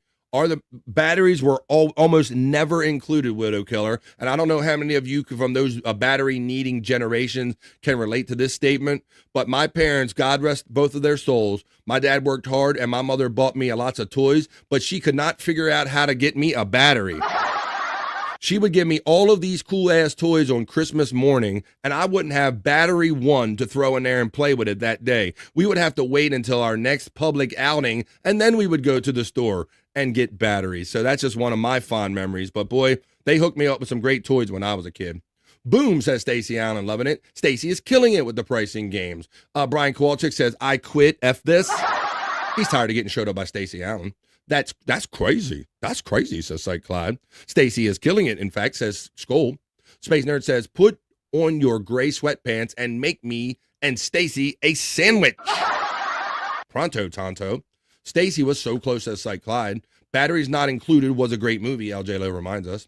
Batteries were never included, says Terry Nee. Bro, Terry, I'm telling you, every Christmas was exactly the same. My father worked hard. My mother would knock out the list and buy me some great toys, brother. But I wouldn't have battery one on Christmas Day. And now, because of this, now whenever I buy my children or any family relative a toy, I put the batteries with the son of a bitch. Because I remember those days of like, this is a great toy, but I can't do shit with it now because I don't have batteries. But God rest their soul, Mom and Dad. Thanks for the Christmases you gave me. Before the Alkaline even says, the Chunksta, by 23 cents, says Cyke Clyde. LOL on the batteries. LJ Lowe, yes. Always give batteries with toys. Exactly. Exactly. I don't know what it was. Maybe my mom got at the end of her shopping rope and she's like, you know what? Because we had 5 in our family. So she was shopping for 5. It's like, you know what? I don't have enough money to be buying batteries for 5 damn kids. So it's enough just to get the presents under the wire and you're on your own with the batteries kind of afterwards. Blummel says that Simon was pretty cool when I was a kid. Testicle Tiger says, man, I have so much PTSD from needing batteries. I hoard them as an adult, LOL. Well, it's funny, Testicle Tiger, because we grew up in the era of the great boombox radios, right? The boombox. And they would take 8 to 10 batteries. And I worked as a teenager and I wanted that radio. And my mother says, well, I'm not buying you batteries for the son of a bitch. So basically, I had to get a part-time job in order to keep myself in batteries for my boombox radio. But that's some of our great memories. Is that Brian Kowalczyk in that picture? No, I don't think it was. Such a bitter brat, says Terry Nee. Yeah, I was. I wanted batteries. Same testicle tiger. Now BF, how do you know, Justa? Now BF has the battery caddy up in my linen closet. I do, just a guess, with all the batteries organized by size and type. Just a guess, you've been in my house. LJ Lowe says, Cyke, I'm glad you know it. Barely anyone knows of it, it seems. So, wait, what was that one? Clyde, what did you get? I missed that one. LJ Lowe, yes. Because LJ said, oh, Batteries Not Included was a great movie. I'm not recalling that one right now. I too testicle tiger, and now about most things don't even need them. He makes a really good mushrooms. I want gray sweatpants and mushrooms. Damn. Five Alive was a juice from back in the day. You remember the juice concentrate? Matter of fact, I featured a commercial for the juice blend Five Alive on the BF Live liftoff reel. Space Nerd says, Stacey around. All right, I try it. Batteries were always a separately wrapped gift. You're not wrong. It was definitely like you should be grateful, just as grateful that you got the batteries wrapped as you did the gift, LJ Lowe. You're not wrong. Batteries were a gift. I think I got that too, LJ Lowe. The D batteries, them D motherfucking D batteries. Take them out of the smoke detector. Exactly, yes. I needed my radio. At least Stacy caught it. LJ Lowe says, Cyke, that's short circuit. Batteries Not Included was the alien robots that helped out an old couple that ran a diner below their apartment. Blum's defense lawyer says, does anybody remember Laughter and an 80s movie called Batteries Not Included? Skoll says, 4 double A's in my Game Boy to play Tetris. Remember Bop It? Yes, I do. Punch it, pull it, twist it, smack it up, flip it, rub it down. Oh no, Bop It. That was a good electronic game, like the Simon on steroids. I only buy batteries for my remote control and my smoke detector. Cyke Clyde says, haha, oh yeah, LJ, it's been so long, I might be thinking of the Flight of Navigator 2. And Stacey Allen says, really, Space Nerd, I buy AAs in bulk. That's another thing, ladies, because we didn't have the warehouse clubs back in the day. So my mother didn't even have like the opportunity to buy a sleeve of batteries. I don't even know if she would even know what that concept was all about. Terry Nee says, my parents gave me a stick and told me it was a magic wand. That's how it was and we liked it. Terry Space Nerd says, Stacey Allen, I have some USB cords or something. All right, well, let's continue on with this because you guys are really enjoying this. And it's 5 minutes before the top of the hour. Let's continue on to see how many more prizes or toys are left on here. How about this? The original OG Rubik's Cube. Now, this was a toy sensation from 1980. Boy, you talk about a knockoff that, I mean, these things were everywhere. Everybody and their mother had the knockoff Rubik's Cube, the versions. Everyone made a knockoff version of this. There were keychain versions. There were big ones. There were small ones. People would peel the stickers off of them to try to cheat to figure out how to do it. I only ever really got doing a good at a side or two. I don't know that I ever really fully completed a Rubik's Cube without taking it apart. But this was a fun one back in the day. And in 1980, this would have cost the average family $7.49 for a Rubik's Cube. Let's see what today's adjusted price might be. $25, says Stacey Allen. 38 is a piquant guess. Just break it open and reset it. That I figured out pretty quickly, Stachunksta. And I got so good at taking it apart, bro, I would put a Vaseline inside of the gears as they told you. And so that thing was like quiet. You couldn't even hear that thing clicking back in the day. So yeah, I would take apart the Rubik's Cubes back in the day. Terry says, Cyke, mine made me pick the stick. Whoa. $31, says Cyke Clyde. $22, says our friend Skoll. Testicle Tiger says, my uncle can complete a Rubik's Cube in less than 10 minutes. It's crazy. What was the new one I see now? Now they have a new one with more cubes per side, and it does something else, like the cubes change. They have an electronic aspect to it now, to where you can like hook it up to a computer USB and kind of do it together. Rubik's Cube is still around and it's still crazy as ever. LOL Terry. $20, says Juggle It Jen checking in. Haven't been around a while. You know we're playing Juggle It Jen. These are what they cost back in the day. $7.49 in 1980 for the original Rubik's Cube will cost you. Will be the same financial burden in today's dollars. $7.49, you're taking it out of the family. Today you'll be taking $27.65. It was the equivalent of taking that much out of your family's kitty back in the day. Wow, $20 and basically 20 cents more adjusted for today's dollars. Ooh, Articulate John going at it with the Rock'em Sock'em robots. This is awesome. We're having a lot of fun talking about these great toy memories and everything, and these prices are crazy. There's a secret to a Rubik's Cube. Just need to know the counts. You're right, Terry Nee, and I know that a lot of by the time I had the patience to probably figure it out, I already moved on to my next toy, Terry Nee. But yeah, there is like a system that if you kind of figure it out, you probably do it pretty easily. Articulate John says, Rock'em Sock'em robots. What a great fun toy from back in the day. And boy, did I break many a sets of Rock'em Sock'em robots where you just hit the thumb things and the robots just beat the shit out of each other and you had to get that good uppercut for the knockout. We're having fun talking toys, folks. Let's see. I played Bob It about once a week. Oh, Bop It, you man, not Bob It. I thought you were talking about Bob Levy or John Wayne Bobbitt. There was a misunderstanding. Juggalette Jen says, whoop, whoop to me, and I say whoop, whoop back to you, Juggalette Jen. Let's look at this next item, Juggalette Jen. All right, and we're going to take you back with this one to 1983. Who remembers the craze? This is when I first learned that women, especially mothers and housewives, will throw hands. That's right, folks. Up until this point, I thought that women and my mother and big sisters were just kindly women that were kind and gentle on the world. I never seen a woman get violent or throw a punch or anything until Cabbage Patch Kids came out in 1983 and women were fist fighting over them in stores. I was horrified watching this on TV. Skoll says, my Spanish teacher back in the day could do the Rubik's Cube blindfolded. It was impressive. Cyke Clyde says, fun fact, Bob Levy was supposed to fight John Wayne Bobbitt. That's a more you know from Cyke Clyde. Yeah, those celebrity boxing matches with Danny Bottaducci, they were trying to get every D-list celebrity to join that organization and put these fights on all around the country. So there all kind of combinations were talked about back in the day. Stacey Allen says that she believes that $24.97 for an 83 Cabbage Patch Kid would be the equivalent of $78.42 today. Skoll is pretty close with $81. Pecan is going out for $150. Terry Nee says, my parents gave me a shovel and said in the spring that there were treasures in the garden if I turn over the dirt. They tricked you into tilling the soil, Terry Nee. I'm sorry you got tricked into slave family labor there, Terry Nee, for your Christmas present. All right, well, we got a couple guesses, so let's roll it. And let's see what $24.97 in 1983.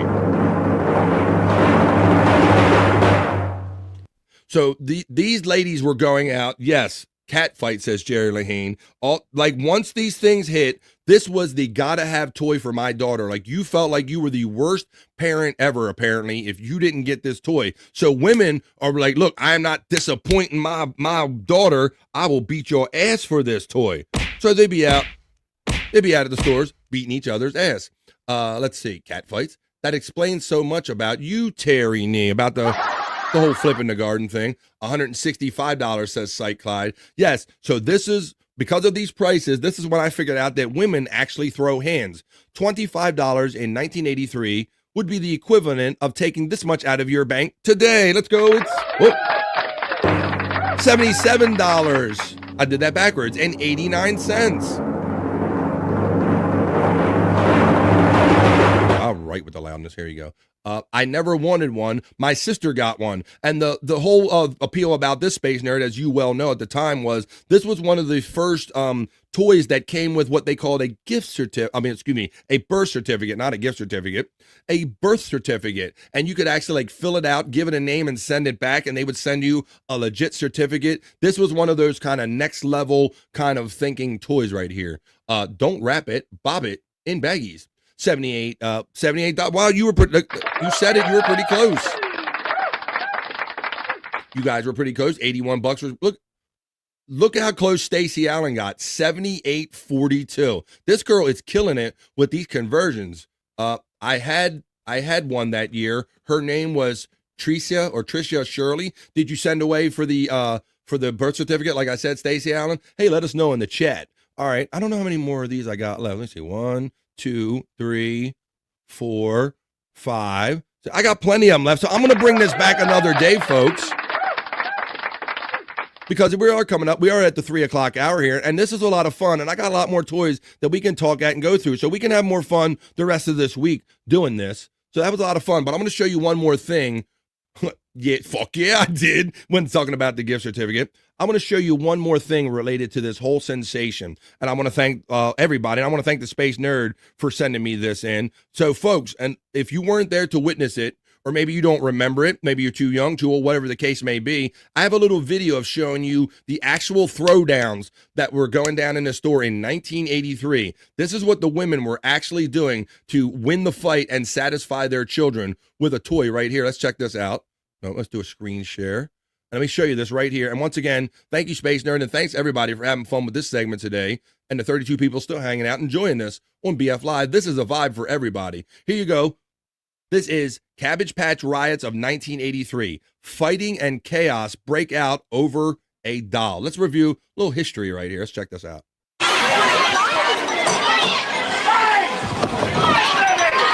Look,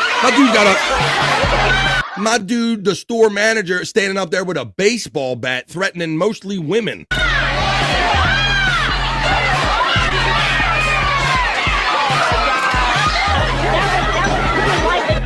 Just want the customer.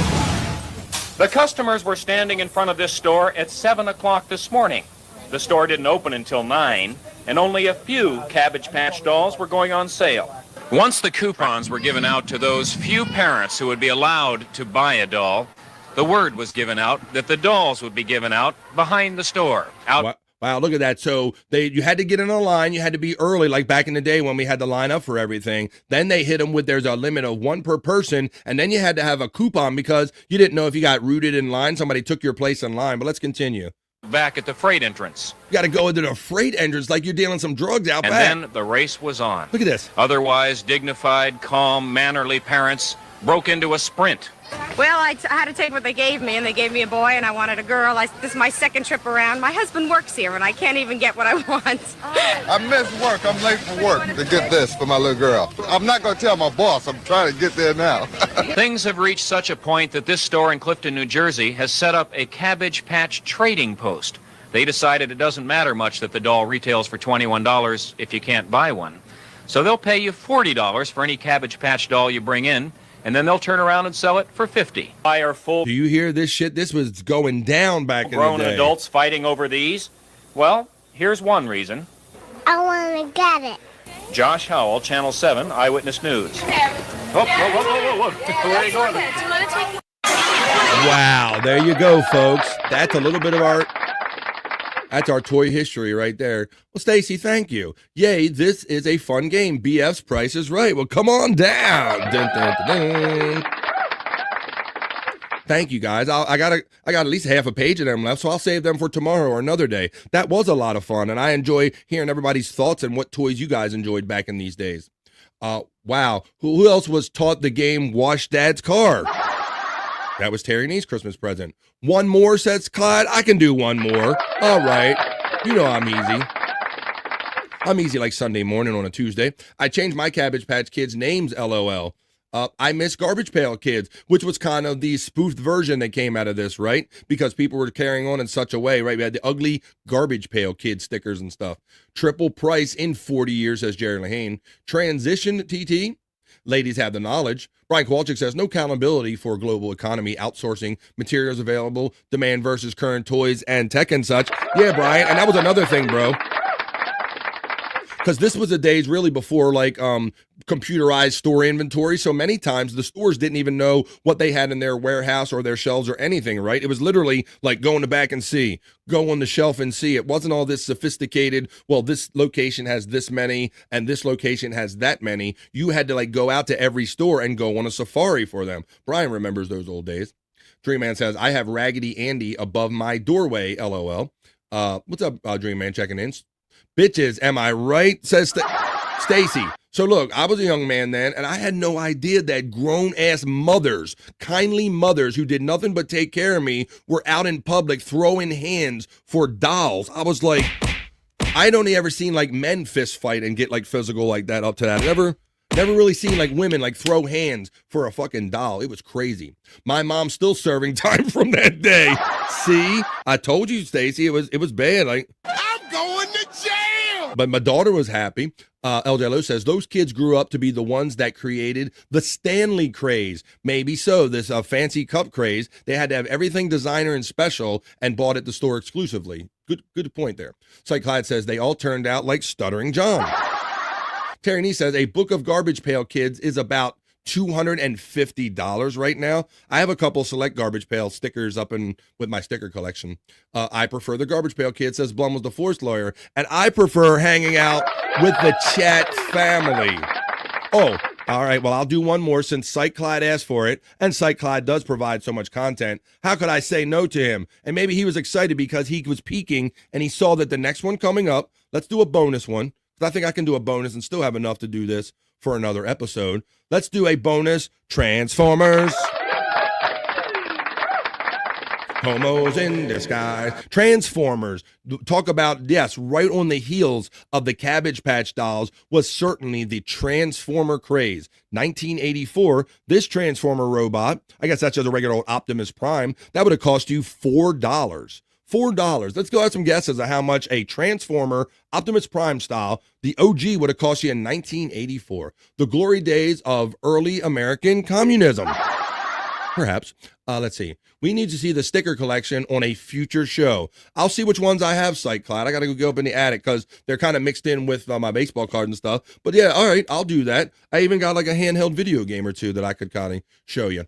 Stacey Allen says $14.41 is her guess for the adjusted price for Optimus Prime. That's the best year ever, by the way, says Cyke Clyde. That must mean that's the year he was born. Transformers, what's between their thighs?